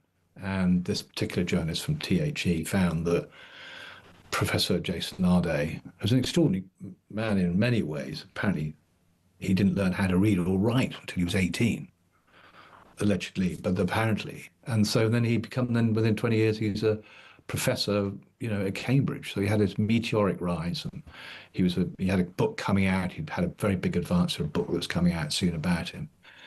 And so in September last year, he's approached by THE, who were sort of saying, well, we understand that there's allegations of plagiarism, I think from another thesis by a student at Brunel University, which was found to there were found to be quite a few examples, he responded to THE with a nasty letter from Carter Ruck, the most notorious libel lawyers in the land, who are often accused of delivering slaps. SLAP is a strategic lawsuit against public participation. I mean, for decades, Carter Ruck had been going around threatening and bullying people into silence, newspapers, other people as well. I mean, they're absolutely horrific. And so to get a letter from Carter Ruck, basically telling them to they got the story wrong and watch it, and that they were probably. Well, the police got involved, didn't they? They investigated. The Carter Ruck letter, the Carter Ruck letter has been tweeted. If anyone wants to read it, it's on X, and I've read the letter, and it's a typical Carter Ruck letter. I know what they're like. 6 pages of snarling threats. You watch your step, or you do this, and we'll do this to you, and all the rest of it. Classic Carter Ruck. And in the end, THE did not publish the story. And of course, a year later, an academic puts it out on Substack, and then of course it becomes a horrific media hoo-ha. And it's resulted in he's committed suicide. And so it's a very difficult story to talk about as well, because because he was a young black guy, and I mean, there are plenty of white professors. I've been reading a lot about those as well, who have been accused and have done worse things, but we don't even know their names, right? They didn't make it into the press. And lots of professors, both male and female, been accused of plagiarism and have carried out plagiarism and worse, and they were not thrown in front of the press like a scrap. No, but I think that is true. I don't think plagiarism is a widespread thing among academics. It's a very rare thing. No, but in the thousands of academics that there are more than Jason Arday that have been accused of doing it. Right? Of course there are, but it's a very small minority of people who, because people in academia and elsewhere writing books and all the rest of it, they want their own material, their own research to be the thing that people notice. And what is the point of writing a book or a thesis? Yeah, quite. You're copying out other people's stuff. I mean, it's pretty sad if that's what you're having to resort to. It's a form of fraud, and it's a very serious offence. Now. There are allegations about the degrees to which he plagiarised works and material, but it seems, from what I've read, he did do that, and I think that's an uncomfortable truth. That Chris Smith, who's the Chancellor, Lord Smith as he is now, of the Chancellor of Cambridge, who was a Labour cabinet minister for many years, is talking about the integrity of this kind of academic research. Well, it has to be, doesn't it? And because Cambridge has not come out of this very well at all, either, and because it stood behind him and his research, and also when allegations are flying around about. Well, they used him as a poster boy as well, didn't they? Well, there has been that allegation that's what that Cambridge have used him in that way. I can't talk about that because I'm not about that particular allegation, because I don't have enough information or confidence in being able to comment on it. But that's been the allegation that's been thrown around about him. And I think he was a very vulnerable guy. Me too. That's clear from the beginning. He came through very, he had particular mental issues. He couldn't read or write. All the rest of it, he was certainly on the spectrum. And he managed within the space of, 10, 15 years to become an academic. A huge achievement. And a bit like, the story of Icarus, flying too close to the sun. I think that if you're just, as you say, some obscure academic that, plagiarizes something for a thesis, then, if you're not on the Today programme, editing the Today programme, if you don't have a book coming out, if you're not doing marathons, no one cares. Yeah, right. But once you allow yourself to become famous and well known and promote yourself, then you have to realize you are at risk of exposure if you do anything wrong, or you do anything that could be perceived as being wrong. And furthermore, if you then threaten people with legal letters from Carter Ruck, of all people, I mean, that's why I said that accuse them of being racist. Every element of this story is ugly. I mean, it's horrific, and really every part of it. It's just an ugly story. Every bit of it. But if you're not going to. But I mean, and I think it's a terrible story and a terrible tragedy for his family and friends, and my heart goes out to them. But you're not going to endear yourself to elements of the press if you then start threatening members of the press with Carter Ruck. No. Particularly if you've got stuff that isn't quite right and hasn't been haven't done properly. No. You're just asking for trouble. But it is a tragic story, and I think that obviously the Chancellor, Lord Smith is seeking to try and address the issues that have come out through it for Cambridge in particular. Let's move on to the Independent. The couple of stories they've got on the front page there. Family who drowned off Sussex named as Palestinian refugees. This is a very sad story about a family that they've lost three members of the same family, and a little girl is now fighting for her life, I understand, in hospital. That was a really sad story that broke yesterday. So they've been named and their images shown. Yeah. And a terrible story. Yeah. Awful. Yeah. I've just heard so many of these horrible drowning stories this year. Again, because of the heat and people getting carried away with open water, and it's just so sad. The other story they've got is an exclusive: a scandal of patients dying in corridors at toxic NHS trust. This is mid-Staffordshire. They're saying investigation covers allegations of cancer diagnosis were fatally delayed, while surgery deaths were inadequately reviewed. As whistleblowers say, the cases could surpass the mid-Staffordshire. Oh yeah, yeah. Terrible story. Oh, well, I remember mid-Staffs very well. It was the big scandal of which I helped, cover the report that came out about that.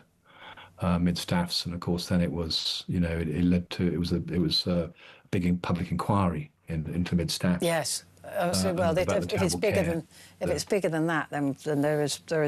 There's no more detailing on that, otherwise we've discussed it.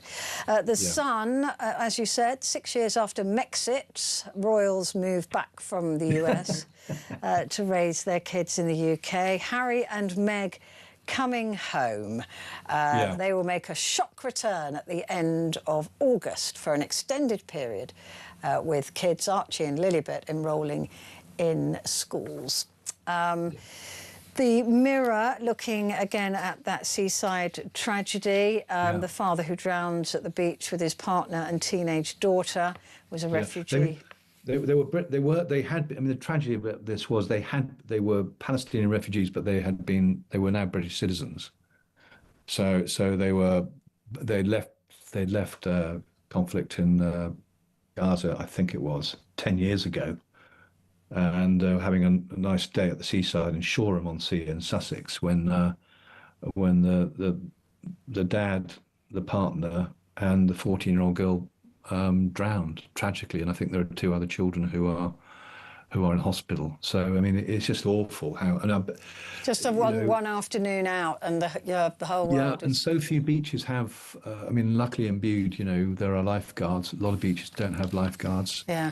The currents can change. I've been in the seas where, all of a sudden, people get out of depth, and you've got to. The sea it's just I mean you've just got to be totally aware of any open water any water actually any body of water can be absolutely lethal to enjoy it, but to always have somebody who at least can swim or who knows how to I don't know, it's just there's so much and things can go wrong very quickly absolutely. In seconds you're in desperate trouble, and there's no one around to I mean this reminds me Yeah. Of that story of the three sisters that were killed that died in Brighton, off the beach there. If you remember, a few weeks ago, after a night out, that was another family torn apart. Awful. Right, quick break, Andrew, and we'll be back in just a moment.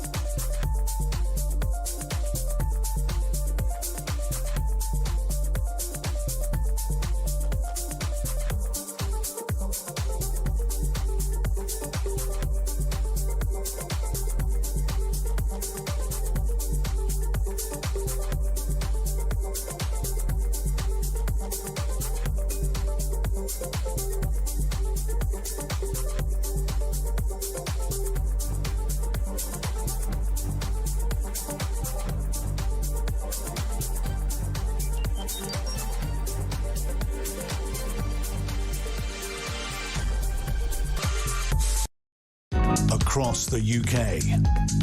On DAB+, on YouTube, on your mobile, and on your side.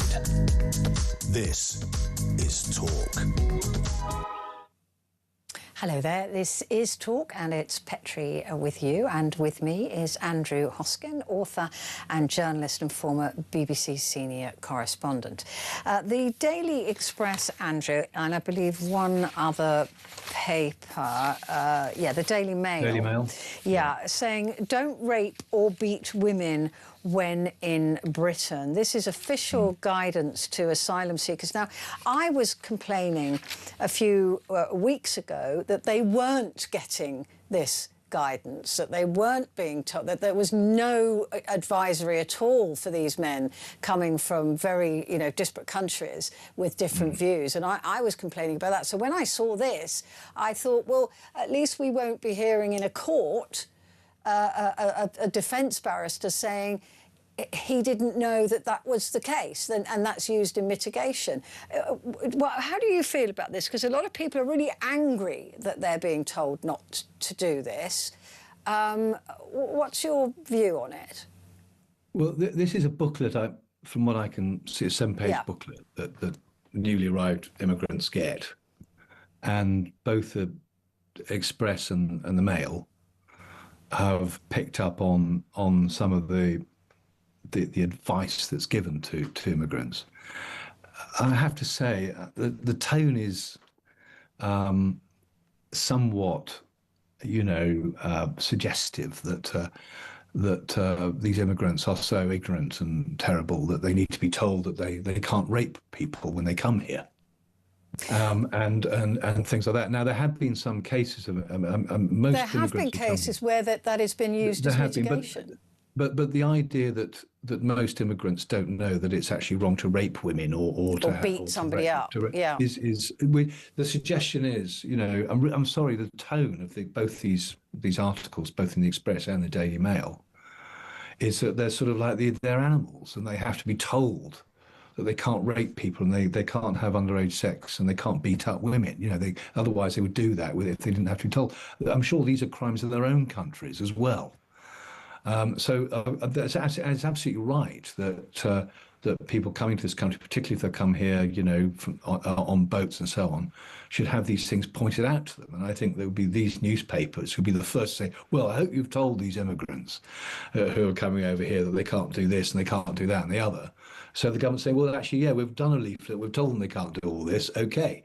And so now they turn around and say, oh, look, it's shocking. These people have to be told. That's the thing with me, because I have honestly, I've been saying it for a long time, that when I hear these migrants say, oh, I didn't realise that I couldn't chat up a 12-year-old girl, I didn't realise, because they use that as a form of ignorance as a mitigation in any court case. And I'm thinking, well, this at least will put a stop to that. We're being led to believe this is a massive wide, all these immigrants do this, and there's a massive massive problem, and they're, and this is obviously the language that they are suggesting these people are a problem. It is whipping, it is again. But then people will say, why are we letting people into this country that need to be told this in the first place? Well, you can't win. You can't win the argument. You say, well, why are you letting them in? And you're not telling them. We're not letting them in. They're coming here. Whether they're coming here, we can't stop them. They've just come here. We couldn't stop them coming here. Yeah. Okay. So, why aren't you telling them this? Well, they are telling them this. Yeah. They are saying you can't do this and you can't do that and the other. And then the argument is, well, why do you have to tell them that? Because well, there we are. You see, with the Express and the Mail, which have this obsession with immigration, because a lot of their readers have the same obsession. I'm sorry, this is just me. I'm just being honest for how I read about it. I'm not saying it's not a big issue, but I think the language around it, and the way that this booklet is being used to say, well, you have to tell these people not to do this stuff. This is how terrible they are. Yeah, I was shocked that they weren't being told it.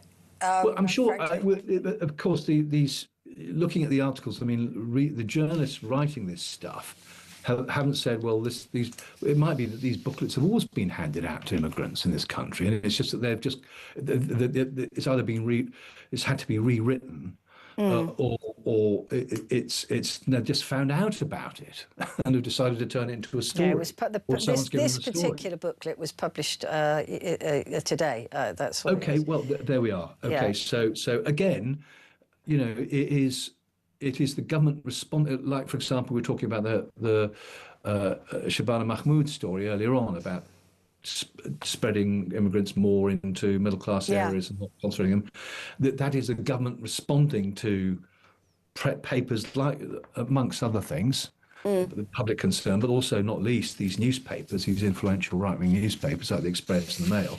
They are responding to that, saying, okay, well, look, we'll make sure if they come here, we will also read them the Riot Act. We'll tell them what they can and cannot do, despite the fact that a lot of stuff they're being told not to do would also be crimes in their own country, let's face it. Yeah. I mean, of course, there would be this inappropriate behaviours, the cultural misunderstandings, all the rest of it. I completely understand that. But by and large, you know, wherever you go beating somebody up is wrong. Beating people up, raping them is a crime. Yeah. It's silly and childish to pretend that it isn't in these countries where these people are coming from. Yeah. And it's insulting, actually, and it's dehumanising, I think, as well. And which is, I think, it's intention in a way, if I'm being honest. I mean, like you said, they're damned if they do and damned if they don't in terms of the Home Office. Well, you know, if they don't put out these booklets, the Daily Mail will be, they're not telling these people when they come over here they can't do this stuff, and that's why they're doing it. Yeah. You know. Yeah. And then when they do it, they say, well, you're having to tell them to do it. And so you cannot win with these newspapers and their agendas. You just can't. No. And that's you know, that's a lesson. That's what I infer from both of these cover stories. It is interesting that they're on those particular papers. The other papers, we've got the Eye as well, talking about the new vaccine for skin cancer. The Metro addressing that very sad story about the refugee family who drowned in the sea that was really as a tragedy. Moderna shares, as we were talking about, after the custom-made skin cancer. And the most important story of all, of course, is the bat found in the loo. I was saving that till last. Draculou. Sorry. Draculou, yeah. The bat found in a... have you ever found a creature in a toilet? Have I ever found a creature in a toilet? I don't think I have. I once found a mole in a potato sack, which then bit me on the nose.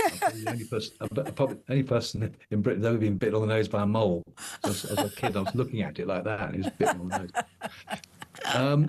But this bat is it doesn't say where it is in Sussex, but this bat flew through a window and landed in the loo because it wanted water. I'd be horrified if I found a bat in the... Well, they're lovely. It's a serotine bat, little bat. So the lady who found this bat in the loo got it out and dried it off, and then rang the Sussex Bat Group. I didn't know you've got these county bat groups. I didn't know who sort of... Anyway, they sorted the bat out and got him or her going. He's called Louis. Louis, yeah. I'm sure that's what he wasn't christened as.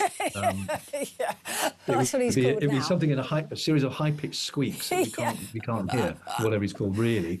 But for me, it underlines a sort of more serious message: is that particularly during these very hot periods. I put out water for foxes in my garden and birds and even insects. I've got these little sort of things you put in the ground. That's true. That's a very good point. These animals are really, there's no water around and they need water. So I just say to everyone, if you just got to put out a bowl, whatever, for birds, and remember night animals, because they're really thirsty and they can't get water. And I think this little bat is Louis the bat. Andrew, thank you. Enjoy your holiday. I'll see you soon. Andrew Hosken there, author and journalist. So those front pages, just quickly again. The new skin cancer vaccine to stop diseases is on many of the front pages. Ministry forced to tell asylum seekers don't rape women. That's on a few of the papers as well. And many of the papers covering that Harry and Meghan are coming home. JK.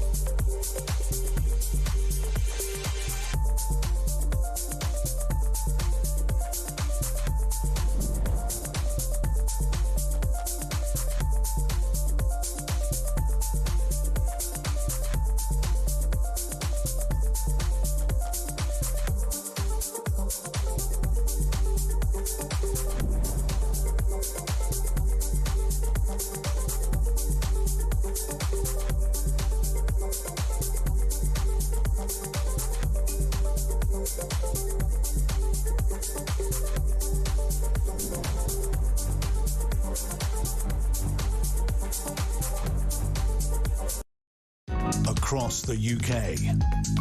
On DAB+, on YouTube, on your mobile, and on your side. This is Talk.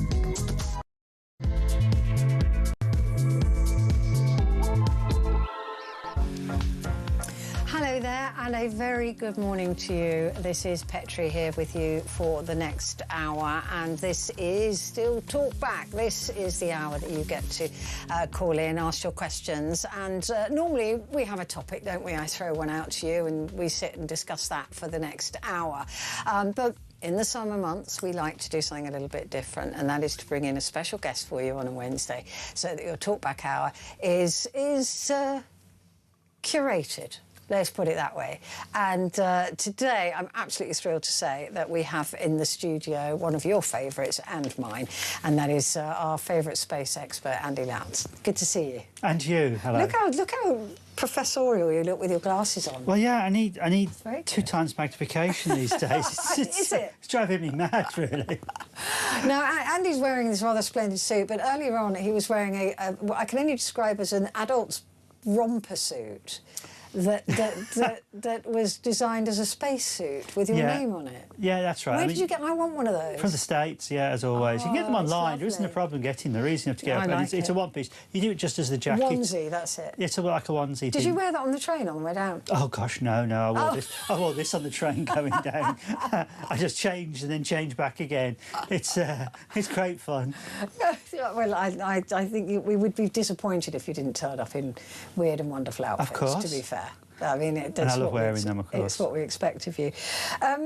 Andy, there's been a lot of talk about the X-Files, these files coming out of the US. And I was reading yesterday, and I can't remember which news organisation it was suggesting that it has been suggested that America has secreted about its person the bodies of 4 species of alien. Yeah, there's a lot of rumours going around of this. I'm not sure how true that actually is. I mean, they've probably got secreted somewhere something. Whether or not it's extraterrestrials is another argument altogether. There's been lots of rumours for many years, of course. Yeah. I mean, the rumours that all the major presidents from Truman onwards knew about what was going on, and that Nixon was one of those who really put a closed lid on it, which is one of the reasons they think he cancelled the Apollo program, was because they had to hold back a bit until their technology was better, so they'd be better prepared going into space. I'm not sure that's actually fully true, but it is interesting. And there's been suggestions for a long time that they have secreted a species or 2 there. I'm not sure about that. I mean, the revelations which are coming out of the UFOs or the UAPs, as they're now called, Unidentified Aerial Phenomena, which is probably a nice scientific term of it, has actually been a very, very, very good thing for the scientific community. Because now, talking about UFOs, scientific community wouldn't talk about them, because everyone thought of flying saucers and little green men and things like that. They've become UAPs, and because it's become more scientific and they're releasing scientific-style data, it's actually made it a legitimate subject now for people to investigate seriously. And that's a good thing, because some of the data that we're getting back from the releases are actually very, very good indeed and very interesting to look at, and we need to analyse them properly. But like what, for example? Because, I mean, some of the images that I've seen would suggest, if you accept them for what they are or what they look like, would suggest that there is alien life and they have visited this planet. So that's what it looks like. I disagree with that. I know you do. And the reason why I disagree with that is because a lot of the images they're showing, they're not showing you white light images, they're showing you infrared images. Now, you have to understand what you're looking at when you're looking at infrared images. Essentially, from an Earth-based system, you're looking at heat. So you're looking at the heat source, which is moving. Now, that could be anything. You're not seeing the cold part of that. So you could only be seeing the engine exhaust of something, so you're missing the rest of the shape of the object because it can't be seen because it's cold. So that's always a problem when you're just using infrared. And I noticed that you haven't suddenly switched over to show you the white light image. There's this famous one with the fighter planes flying over and you're seeing these things move and they're changing the various frequencies of infrared, but not once do they change over to a white light image. So we can actually physically see what they're looking at. Why wouldn't they do that? Well, that's the question. Why aren't they doing that? So we can actually see what it really physically is. So that can fool you into what you're looking at. That's very dangerous because it could be misleading. Some of the things which seem to be whizzing past the camera very rapidly, for instance, well, we don't know if that's something that's very big and far away or very small and close to you. We don't. It's impossible to tell on an infrared image. It zooms straight past, especially with digital data. These are digital images we're seeing now. We're not seeing the old photographic process where you had something running at 24 frames per second, and then if we could freeze the frame and have a look carefully at what you were doing. Digital images process everything very differently. So you could actually have insects flying past you, which would appear to be whizzing straight past you. And if you think that's far away, you're just getting an infrared trace, which means it'll be bright. And unfortunately, because it's hotter, because it's close to the camera, than the surrounding area, it would stand out and move past you very quickly. But if you therefore assume that's obviously a big object further away, or it's travelling at 15,000 miles an hour, you can't make that assumption at all. So the analysis, I think, is the critical bit here, that you do proper analysis of the images. And the good thing is we've got scientists now closing down and having a look at them carefully. I hope you don't mind me mentioning a rival station. The BBC did a very, very good documentary last year analysing these pictures and pointing this out. These are infrared images. What you're seeing is probably an object that's actually quite a distance away, and you're seeing the afterburn heat trace from it. But why isn't that then coming into these files? The Pentagon releasing these files. Why wasn't that in the files? I think there's some deliberate smoke and mirrors going on there for that reason. I think they're diverting attention. It's a distraction exercise from the Epstein files. To distract you from something else. That's usually the way. Yeah. Oh, this is good. We've released all this. Look at this. You know, we all got very excited about it. But the reality is what are they not showing you? Yeah. What are they diverting? They never ever show you everything. The rumours. The thing is, I know that the rumours are nothing more than rumours, but they seem to be pretty relentless around certain areas of the US. Why it's always America, I don't know. Well, there we are. I know, it's a very good point. It's a very good point. It only ever seems to happen there. But these rumours, and you get these people who talk about seeing aliens, and I've just watched a very good documentary. I think it's Netflix, which is the alien autopsy, which was the con. Have you seen the documentary? Yeah, it's absolutely brilliant because it completely, the very famous film, the grave of greys being an autopsy being done on greys, and it was all everybody in masks and everything. It looked very real, and it came out. It was released as a bit of footage, and it was all a lie. It was all it was all completely faked, although the guy that released it said, no, well, we did have the actual film, but we had to recreate it because the film was damaged. So, but it's very clever and shows how easy it is to get people on board, because we want to believe this stuff, right? So it is an easy thing to make us interested in it, but there is always a niggle with me that there are some people who are believable and tell you a story that is not believable. Do you know what I mean? Yes, I know exactly what you mean. So there's always a push-pull with me, because I don't think that people are inherently liars. I know that they are around, but I see some people go, no, I was kidnapped, and they seem genuine about it. Yeah, I mean, there's a multiple facets of things here. I think a lot of people have seen. I mean, I've done some investigations into this. I had to do it on the quiet because you lose your scientific credibility if you start investigating these things. But I've investigated some things, and the people who've seen things have been genuinely, they have seen something. Yeah. They really, really have. They are convinced of what they saw. Yeah. And there's one particular case in Birmingham I've been trying to follow up from 1974. And there's personal connection to me for a person. Well, I'll say it quite happy. My mother saw something at 5 o'clock in the morning. And my mother was not scientific at all. She wasn't interested. And it was fine. She made the observation. That was it. Several years later, it turns out somebody else I spoke to who didn't know about my mother's sighting described exactly the same thing in 1974 with a group of 6 witnesses. Wow. That starts to change the game plan then when you start to have independent witnesses pulling this in. It's a visual thing. There's no evidence as to what was going on. But they believed what they saw. Now, the question is, yes, they saw something, they believed it. The difficult part is as identifying exactly from a scientific point of view, what did they actually see? And that becomes very difficult. It looks like it's a physical vehicle of some kind, but you can't make that leap to say it's extraterrestrials. You really can't do that. People experience things. They've experienced as if they've been kidnapped or taken away. I've had an experience like that myself, but I worked out what it was with the sleeping disorder I had for a short period of time, basically because I was overworking myself, really, that was it. And that can cause a problem where you're actually awake, but your whole body is still asleep. And that can be a terrifying experience, and you can actually misinterpret what is actually going on. For people who've never experienced that before, if they're having it constantly, then that can be quite terrifying. So again, we've got to try and break down exactly what is physically happening to somebody. They do experience something, and nobody, I think 90% of all those people out there who make a claim aren't lying. I really don't think so. I think they have experienced something that they cannot explain. But I think in those cases, in many cases, they do come back down to a normal terrestrial experience.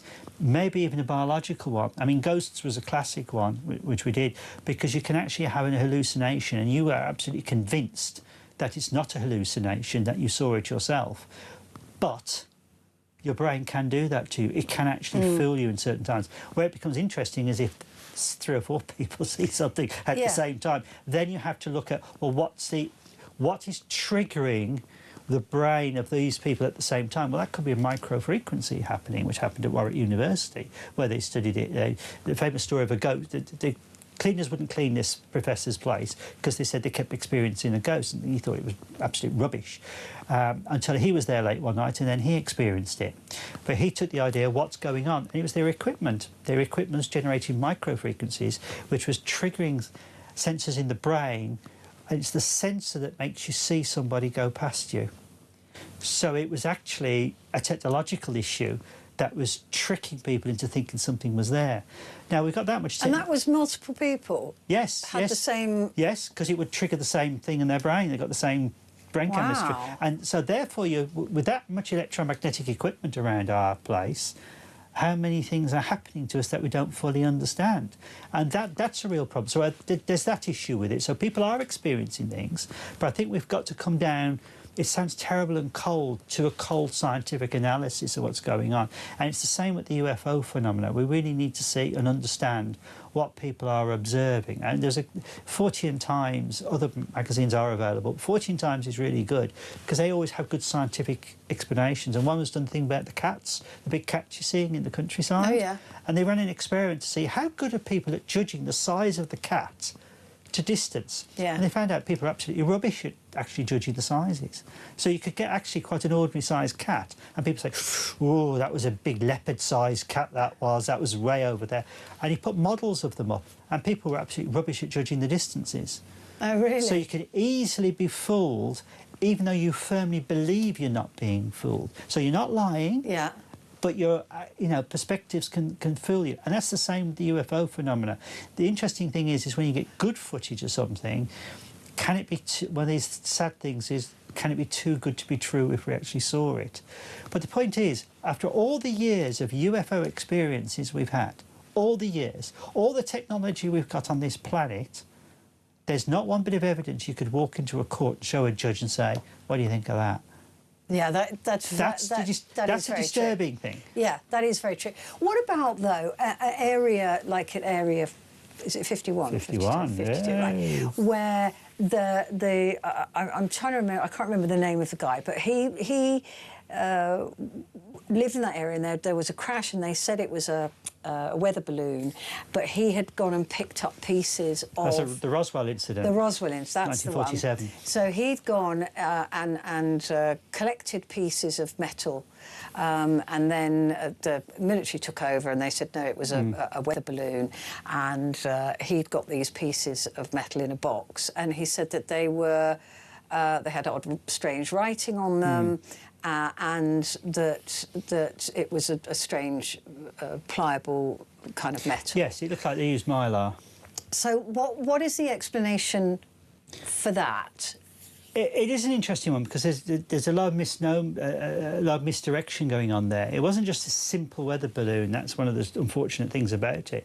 It was a balloon with a set of instruments on board, which was to detect radiation to see if Russia would do nuclear testing. So it's used as a weather balloon type system, but for that it's actually got serious sensors on it. And one of these appears to have come down, and it was actually a completely covert operation. Nobody was supposed to know about these, and it came down. And it looks like they had a lot of mylar on board. Now, mylar then was a very material that nobody knew anything about. I use mylar a lot in astronomy. We use it for filtering, for eclipses. And if you get it and crush it into your hand, it all folds up. But you let go and it all goes back to shape again, nice and flat. People there would not have experienced mylar. It was something that was just something they would never have seen before. So that would have been weird. The tape is an interesting one because the tape actually measures some special tape that was being used for wrapping parcels. And it's the only tape they had, and it had these strange symbols on the side, but it was purely decorative. And they'd actually used some of this on some of their balloon systems. So people said, well, what they're seeing is strange writing on it. It appeared to be something that was actually commercially available in different parts of the United States. It was merely a pattern on it. That seems to come out of that quite well. And there's this great photograph of a guy holding the material and looking quite suspicious. Well, he is, because they're saying it's a weather balloon when it's clearly not a weather balloon. It's clearly something else that they had to keep quiet about and not do it. And people say, oh, well, that was just one of the crashes that they had. But if you analyse all the UFO crashes that have been, especially in America, on this planet, one in Wales apparently, and look at the average over a year of UFO crashes compared to passenger jet crashes, you're safer flying passenger jets than extraterrestrials who have travelled over many, many light years to come to Earth and they crash. Yeah. Their technology is appalling, if that is the case, because there just seems to be far too many impacts, to say the least. And of all this that comes forward to say, oh, well, yes, they happened here. Yeah, give me the piece of evidence to show it. Actually, physically give me the piece of kit. And you have these people on these great programmes. I have to watch these programmes because they ask the right questions, but then go around the wrong way of trying to solve the problem. And they say, well, we're trying to find metal in the field. Great, you find a piece of metal. Let's have an independent university study it, look at it, and give us the metallurgy of it. And no one ever does. And there's never anything. At the end of the day, there is nothing. And that's what bothers me a lot. It's the lack of evidence. It's almost as if you've got so much evidence, but when you actually break it down, well, show me the evidence physically. Come on, there's got to be a physical piece of stuff. It's never there. And they say, oh, well, it stood at Area 51. Oh, really, is it? I mean, Bob Lazar is the famous guy, of course, who came out and said, oh, they back-engineered a spacecraft and things like that. And again, there's no evidence to support it. It makes a great story. Area 51, the people who run that aren't going to say anything. They can't because it's a secret. Well, and also, I don't know where the alien technology is that we're using. Neither do I, because you can actually do a lineage of trace every piece of technology on this planet. You can actually trace a lineage of it quite happily. And there was a guy who I was speaking to who actually believes that the pyramids were built by aliens, and he actually believes in the Victorian times all our technology had to be extraterrestrial technology because we just simply didn't have the skills to do it. Absolute nonsense. You can trace the lineage of all the history all the way back. You know, pulleys and levers can move tons of stuff. I mean, it's quite amazing, really. But people seem to find it very hard to believe in the ingenuity of humanity, and that's disturbing because today, of course, we have a problem. The problem is technology is a black box that you put in the corner of the room. You've no idea what goes on inside it. Technology in Victorian time was very physical. Everybody knew what it was. Everybody could take it apart, fix it, put it back together again and do it. So there was no conspiracy theories going on then about technology because everyone knew how it worked. Today, when it's a black box, it's almost indistinguishable from magic, and suddenly people don't know how things work. And I think this is where we're going to have technical education again starting to creep back in.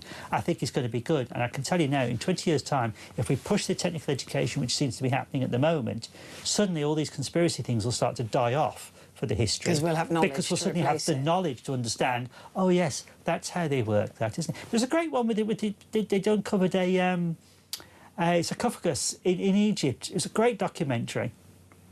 And they're saying, oh, how do we move? This is going to be really difficult. We're going to have to get these cranes in. And a couple of old Egyptian guys would say, no, what we need, get me some wood, get me some wood. And, oh, no, you can't do it with wood. We can do it with wood.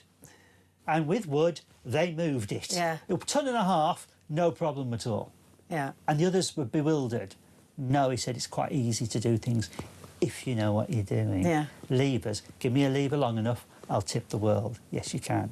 And I think there's a problem with people. It's an education issue. People seem to have very difficulty understanding how technically minded people can be. I mean, everyone assumes if you're technically minded, when we talk about ancient technologies, they always assume, oh, well, you know, electronic. No, we're not talking about electronics. Ancient technology, good quality tools to actually do the job and understanding a way of solving a problem. Yeah. And we're very good at that. But we don't need alien technology to come into creep to do it. And I think it's purely an education thing, why people drift into the conspiracy theory era. Don't get me wrong, there are conspiracies out there. I mean, since it all came back, remember, to Richard Nixon and Watergate, conspiracies over that, and then everybody saw conspiracies everywhere around the corner. And now since the data's come out about Johnson and Kennedy and found out the conspiracies they were involved with, everything's there for a conspiracy. And unfortunately, it's made people almost paranoid to expect the government to be hiding everything from us. Area 51 is a place where there are secrets, but there's secrets on our own technology for good reason. Well, there you go. Give us a call. What do you think? Do you agree with that? I mean, I can't not agree with Andy because it's all too compelling and easy to understand. Give us a call, 0344 499 1000.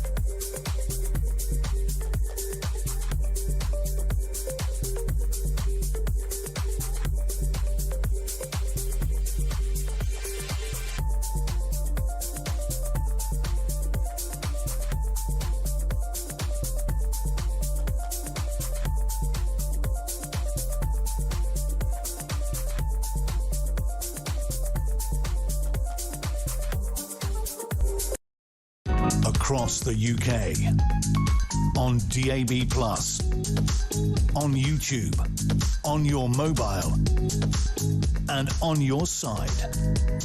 This is Talk. Hello there, and a good morning to you. This is Talk, and it's Petrie, and with me is the fabulous Andy Lowndes. He's here to answer your questions on anything space or time-space continue. I don't know, anything, because he knows just about everything.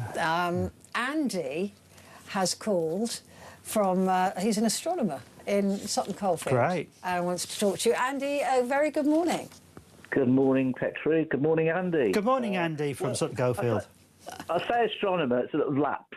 I'm retired now, but when I was a kid at school, I was head of the astronomical club at Bishop VZ Grammar School. Oh, right, yeah, now Bishop yeah, VZ, yeah. We had our own observatory, which unfortunately was a car park. Yeah, I think it was a 12-inch reflector with a dome. But it comes on to the question I'm going to ask you, Andy. It's, I mean, as you know, living in the conurbation, astronomy is difficult in a city with light pollution. And I think that there wasn't much interest in the observatory at school, and I think that's why I eventually went. You know, you can see Jupiter, Mars, Venus, that's about it. But it comes on before I called in. I did a quick Google, and it's about satellites in orbit. There are 17,000 active.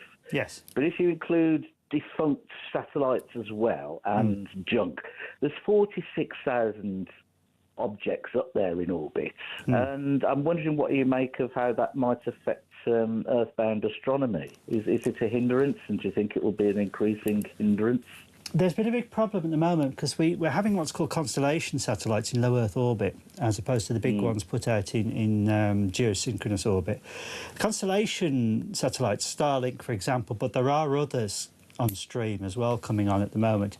And Starlink are looking at putting tens of thousands of satellites in low Earth orbit, 200, 230 miles above the surface of the Earth, flying more or less in formation. And they keep equidistant from each other with very, very good technology. And it allows you to have very direct communications with the ground. I mean, there's no latency at all with it, so it's absolutely brilliant for communication around the world. The problem is, if you're doing astronomy and you're doing long-duration exposures, instead of just getting the stars, you're actually getting lots and lots and lots of streaks of satellites going across your well, which is spoiling your observations. SpaceX, who obviously build the Starlink, are actually mitigating this now by changing that they don't reflect as much light as they used to, so they're trying to mitigate it. And then Generation 3 is about to come on stream. They actually launched some the other week with their big super booster, and they don't reflect as badly as others. But that's fine from SpaceX's point of view, but they're still going to put up thousands and thousands of more of these satellites. So you actually have a globe, if you like, full of satellites going around. Plus, you're going to have the Chinese have got their own version of it. Bezos for Amazon have got their own version for it. And there's some suggestions the European Space Agency want to do their version. So we're going to end up probably... There'll be lots of litter, isn't there? 250,000 satellites in low Earth orbit. And that could actually affect dangerously observational astronomy from the ground. It really could observe. Well, will we be able to see them with the naked eye? Because we said not usually. No, funny enough, usually you can after they've been launched because they haven't got into position yet, and usually you can see this streak of lines going across the sky. But then slowly you lose them once they're in position. Although in a very dark sky, funnily enough, you can actually see lines of satellites moving across. So we are going to get quite cluttered for it. Plus, there's another problem at the moment. Because there are so many satellites being placed up and the frequencies they're using, it's affecting radio astronomy as well. So we're losing some of the window that radio astronomers can actually look into the sky. So it's a bit like when you're trying to use your radio, if you remember you used to use your radio at one time, and you used to keep getting the local taxi cab getting in. It's the equivalent of that with radio astronomy. You're getting all this So it is going noise. to destroy it. So Andy's it is damaging. The concern is very valid, and there's a lot of organisations very concerned that there needs to be a better policing of all this before it does destroy astronomy once and for all altogether. We've already got light pollution, which is the main problem on the ground anyway. I mean, my observatory in Great Barr was actually, I've closed it because you can't use it anymore. It's just not possible anymore because of the light pollution. I've got Alexander Stadium near me as well, which doesn't help. So you've got to go to dark sites, but there are fewer and fewer dark sites now getting.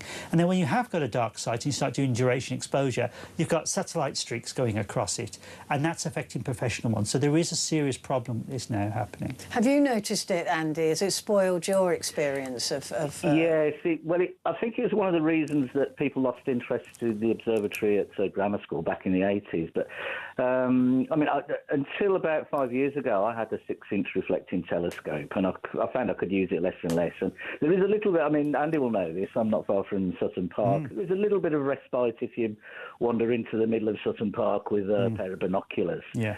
But you still get the haze of the conurbation. So really, you need to go to North Scotland or Mid Wales if you want to. It's a real shame, isn't it? Okay. It is. It's because well, you know, kids today can lose interest. You know, because they can't see stars. They look up, they don't really see anything. They might see Jupiter or Venus, and oh, that's a bright star. But without that array of galaxy and thousands of stars, it's sort of killing the interest of the next generation of astronomers. So it is a problem. On the other hand, I no longer need a telescope because I've got the internet. I just look at other people's pictures. I know, but it's not quite the same joy, is there? No, it's not. It's not the same. It's not the same as a thrill of seeing it with your own eye, or even a pair of good binoculars. You know, you can with binoculars you can just about make out the rings of Saturn. Wow. And the thrill of actually seeing those with your own eyes is something that's hard to explain. And like you said, it's such a shame because people will lose that because of technology, just cluttering up the lower atmosphere. Yeah, I read that Elon Musk is planning to use orbital satellites to put data centres up there. So we won't be able to see. I mean, all the processing will be done in orbit, and it'll be in the results. But as Andy says, you know, this is hundreds of thousands of satellites, and so heaven knows. It makes me wonder how they're going to launch rockets without bumping into something. Well, yeah, I mean that's a very good question. Actually, I would have thought if you've got 250,000 satellites surrounding the planet, you've also got to remember these satellites are actually quite small. You know, they're about twice the size of a loaf of bread, essentially, and there's a lot of space out there. Is that all? They're very small. They're very, very small. So about the size of that screen? That's right. They're very small objects, so they're actually quite tiny objects. So there is windows. If you look at a map, it looks where you see them all. You think, oh my goodness, we're actually completely enclosed, but we're not. It's like how many thousands of ships there are in the Pacific Ocean at one time. You fly over it, you can't see any of them. It's that sort of effect that you get. So there are plenty of windows. Yeah, but we are going to put more and more up there, as other Andy was saying. If we're putting up data centres and things like that, and there's going to be space stations. But then you have a situation where you have to have data centres, and data centres put into orbit are going to be energy more efficient than having them down here on the ground. Because, OK, let's have the data centres on the ground, great. So you're going to have to power them, you're going to have to keep them cool, so that means you're going to have more air conditioning units. It means you have to do all these things, and you're going to use more energy. But if you put them up there, it's much more efficient to actually do that. Plus, you've got less latency with the transmission, so it's shorter distance for them to travel, so it'll be more efficient to actually do it. So it's this balancing act. We want the technology, we need all the communications, we need all this data, but at the same time, where's your trade-off? And maybe that has to be the trade-off we have to do. Maybe that's it. That's what we have to do to survive as a species. There you go, Andy. It doesn't look like it's going to get better for you, I'm afraid. I love Andy's fabulous jacket, but he's 2 light minutes away. Hence the delay. Pleasure, Andy. Thank you very much indeed. Thanks, Andrew. Thank you, Andy. Right, we're going to take a very quick break, but we'll be back in just a moment.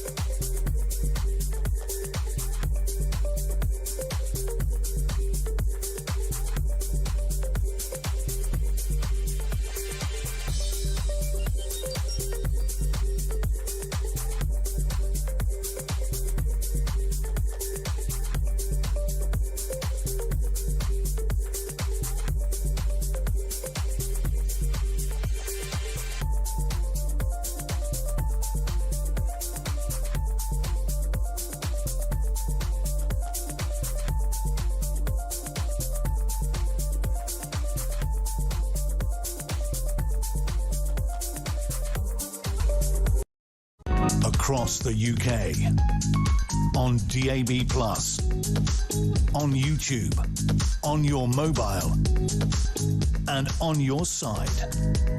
This is Talk. That's amazing. Sorry, Andy and I were talking about syrup for a very good reason, actually, but we'll tell you about that later. Andy Lowndes is with me here in the Talkback studio, and we're taking your calls and your questions. Got some good questions coming through. I'll get to those in just a moment. But first of all, Andy, Sheldon would like to speak to you, and he's called in from Swansea, and he's adorable. He's my adopted family, Sheldon is. Sheldon, good morning. Good morning, my adopted mother. How are you? Okay. I'm very well, and I hope Faye is well as well. Yeah, she's all right, yeah. Good, just send her my love. Andy Lowndes is here for you, Sheldon, so tell him what you saw. Okay. I was living in Clonetty 20 years ago, Andy, and I was living in an area where there was no backlight whatsoever. And we had marvellous skies, 4 Milky Ways, the whole thing. It was wonderful.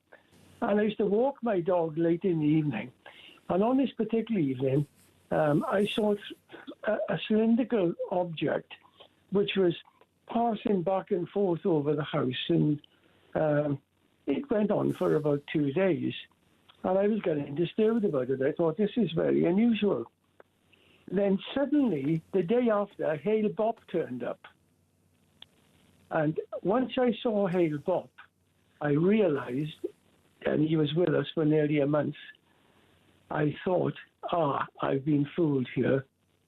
I realised how easy it is to be conned into something you think you've seen, which might be unusual but not. That cylindrical object was probably terrestrial. Yeah. But at the time, it looked very unusual.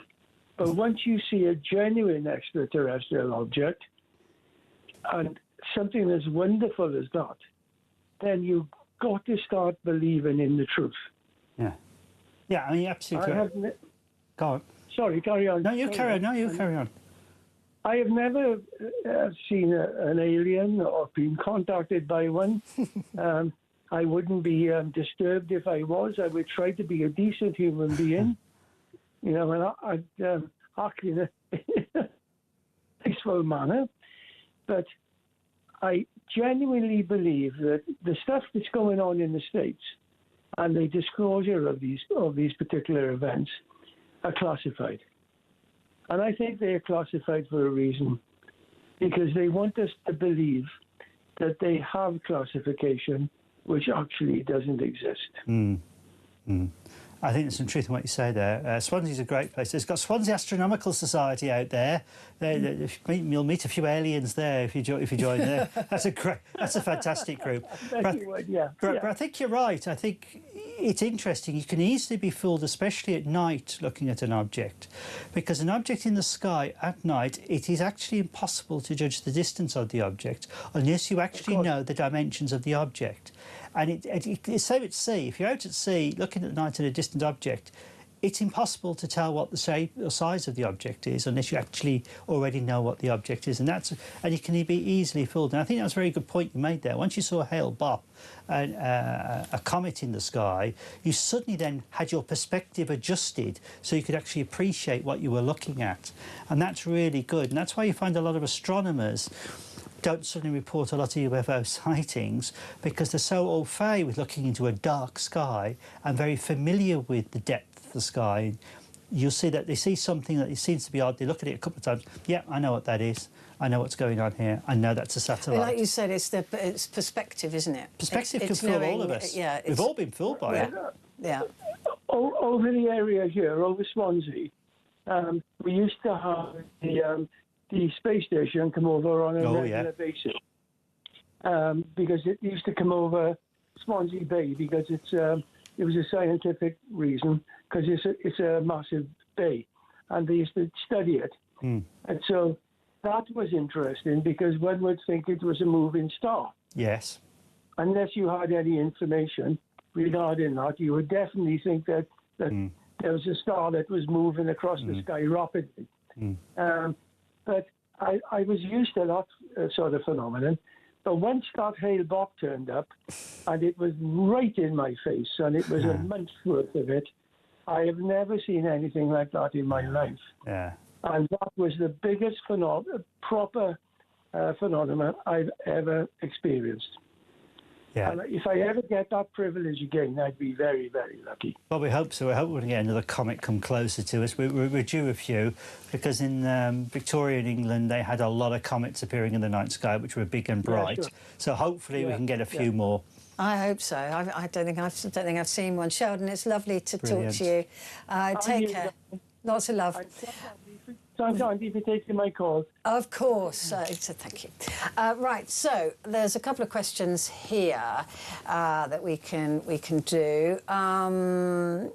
Hi, Petrie and Andrew. This is from Sam in Lancashire. I was born opposite Jodrell Bank, which I believe is shut down now. Why don't we build more so we as a country can observe more? It hasn't quite shut down yet. They've had their funding cut, and there could be a problem in, I think it's about 2030, something like that, because the government decided to pull its programme for what's called the Merlin project, which is a number of radio telescopes across the country which operate as an array. In other words, you join them all together to create one big dish. It's a system for doing it. And this is an absolute disgrace to actually do that. Unfortunately, funding isn't very good for astronomy in the last few years. We had a change of government, and one of the first things they've really hit hard on is science. Yeah. They've killed astronomy. They killed the UK Space Agency was merged into a government department, so it couldn't have any independence whatsoever, so they've simply taken their money from them. Astronomers are being made redundant at various universities now. So Jodrell Bank does have a financial crisis, and I think that's a real tragedy. I think there is a financial issue in the country, we can't deny that. But I think maybe we should think about maybe private enterprise sponsorships. Jodrell Bank's what, near Manchester?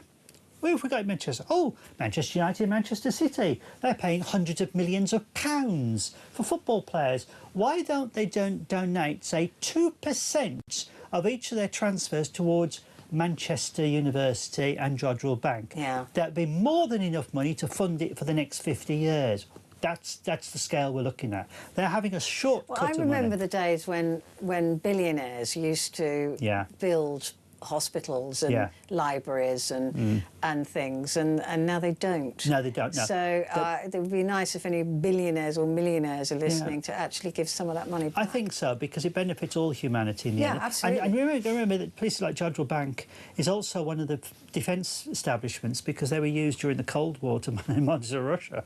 So it's a very important facility. You know, I think it's the third largest steerable radio telescope in the world. Wow. And it was the first really big one. And of course, it's a critically important piece of tools for astronomers and electrical engineers to operate. I think it's a disgrace that facilities like that sort of get hammered a little bit when you look at where the money is going in some other areas. Well, yeah, I mean, like I said, rich people used to invest in things like that, did. and they absolutely don't anymore because they're mean. They just want to keep all the money for themselves. We have a call from Dallas, Texas for you, Andy. This is Matt, who's in Dallas, Texas. A very good morning to you. I don't know what time it is in Texas. Well, it's the evening, but yeah. Evening, good evening. Yeah, no, just a quick one, because I always listen to talk. Love you already. But I just heard you talking about looking at stars and that type of thing. We went on a scouts trip out to Big Bend in Texas, and I would recommend, if you want to see stars and the lunar and everything else, and that was absolutely amazing. It was probably one of the favourite trips of my time there. What was so good about it? 19 years. What was so good about it? It was dark skies, which you said, see completely dark skies. It's on the border of Mexico and Texas, right in the corner. And they've got an observatory there, and you get to you can take the kids up there, and it's fascinating, absolutely fascinating. What you see and what they teach you and all that type of thing is amazing. So I know we've got light skies, and we do have light skies in Dallas and that type of thing, but if you get out, there are some stuff that's all I wanted to share. So can I just quickly ask you, Matt, though, was a satellite problem for you? Were there lots of satellites up there that were getting in the way? There were satellites. Yeah, there were satellites, but the astronomers there showed all the kids all the different planets, and I mean, they could see a huge amount. I mean, it's in the middle of nowhere. Wow. It's a 14-hour drive west of Dallas, right on the border of Mexico, and it's in the mountains, and it's just amazing. So, you know, there are places for people to go and still see the stars in a really dark Yeah, there are places in Australia as well. There's the same effect. Well, I'm Australian as well. I could so hear that because I could hear that. But when I visited Yeah. Australia, I mean, I was gobsmacked that I couldn't quite understand that I was seeing different stars to the ones that I see in the UK. They're upside down, aren't they? Yeah, that blew my mind. It literally blew my mind. But also the darkness that you It's get. very good for kids. Yeah, it's wonderful. It's really good. You've got to go out there. So that's all it was. It was nothing to. No, well, not thank much you. to add, so I apologies for that. But No, I was just thinking, no. look, you know what? If anyone's out there, go to Big Bend and go to the observatory out there, and it's huge, and you will see everything that you want to see, pretty much. That's amazing. That's amazing, Matt. And thank you very much for thanks, calling. Matt. Incredible. Yeah, I blew my brain. It is. I went to Australia in '86 for Alice Comet, and I'd spent months studying the southern sky. Complete waste of time, because once I got there, it was so dark. Yeah. The maps didn't work anymore. No. You could just about I could see the Southern Cross, and from that I was able to try and work stuff out. But it was amazingly dark. But it was also weird looking at completely different stars. Different systems, yes. To everything I'd ever seen before. And of course, constellations like that. Scorpius, which are familiar, it was upside down. Yeah, I couldn't. You know, everything throws you, but it was a great experience. But parts of the United States, as he says, Mexico, New Mexico as well, is particularly good out there as well. We've got some fantastic facilities out there, so we've got some great dark sites in the States. Yeah, that's what we need to start looking for, isn't it? We've got to take a break, but we'll be back in just a moment with more of your questions.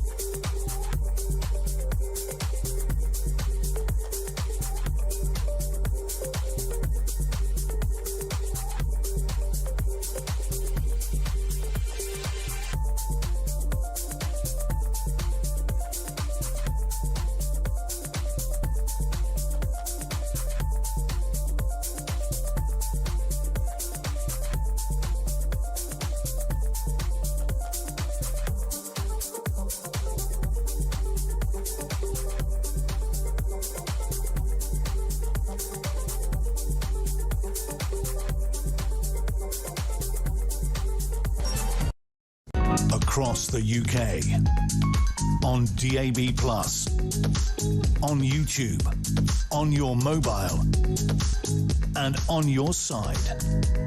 This is Talk. Hello, good morning. This is Talk, and this is Talk Back with Petrie, and with me is Andy Lowndes, our space expert. I've got some questions here for you, Andy. Sam says, daft question. No such thing as a daft question. But do stars, not shooting stars, but do stars move? That's a good question. The answer is over long periods of time, yes, they do appear to move. There's an effect called parallax, the observations of a parallax. Some of the nearer stars to us, their parallax has been measured, so you do actually see them. They are moving slightly in the sky. for general people, they can't tell it because it would take tens of thousands of years for us to generally look at the sky and realise they've moved. The constellations that we're seeing today will not be the same constellations in 25,000 years' time because they actually are moving and they will twist and change shapes. So the shapes, the star patterns will actually change. So yes, the stars are moving. They generally sort of wander around the... Well, they're moving generally. Everything is moving in a particular direction anyway. Right, so okay. some stars near us will move more quickly than the ones further away. So they will actually just seem to have changed positions. Simple as that, Where really. are they moving to? Well, the whole galaxy is actually... Well, OK, our solar system is all... Our planets are moving around the sun. The sun, in turn, in the solar system is moving within the galaxy. The galaxy spiral arm with all the stars is independently moving, and all the other ones are moving as well within the galaxy itself. So there is this rotation motion around the centre of our galaxy which is taking place. So the parallax motion will actually see the different changing positions, firstly of our solar system, its relationship to those other stars, and the stars themselves are actually moving. Essentially, within our galaxy, they're all moving within the great western spiral arm of the galaxy around the galaxy. When I say what's it moving into, it's because the thing that I cannot get my head round at all, and I don't think human beings can, is the finite space of space. Nothingness. Is it Nothingness. Well, it's nothingness, so it's got to be infinitive. It's nothingness, because it is just simply nothing.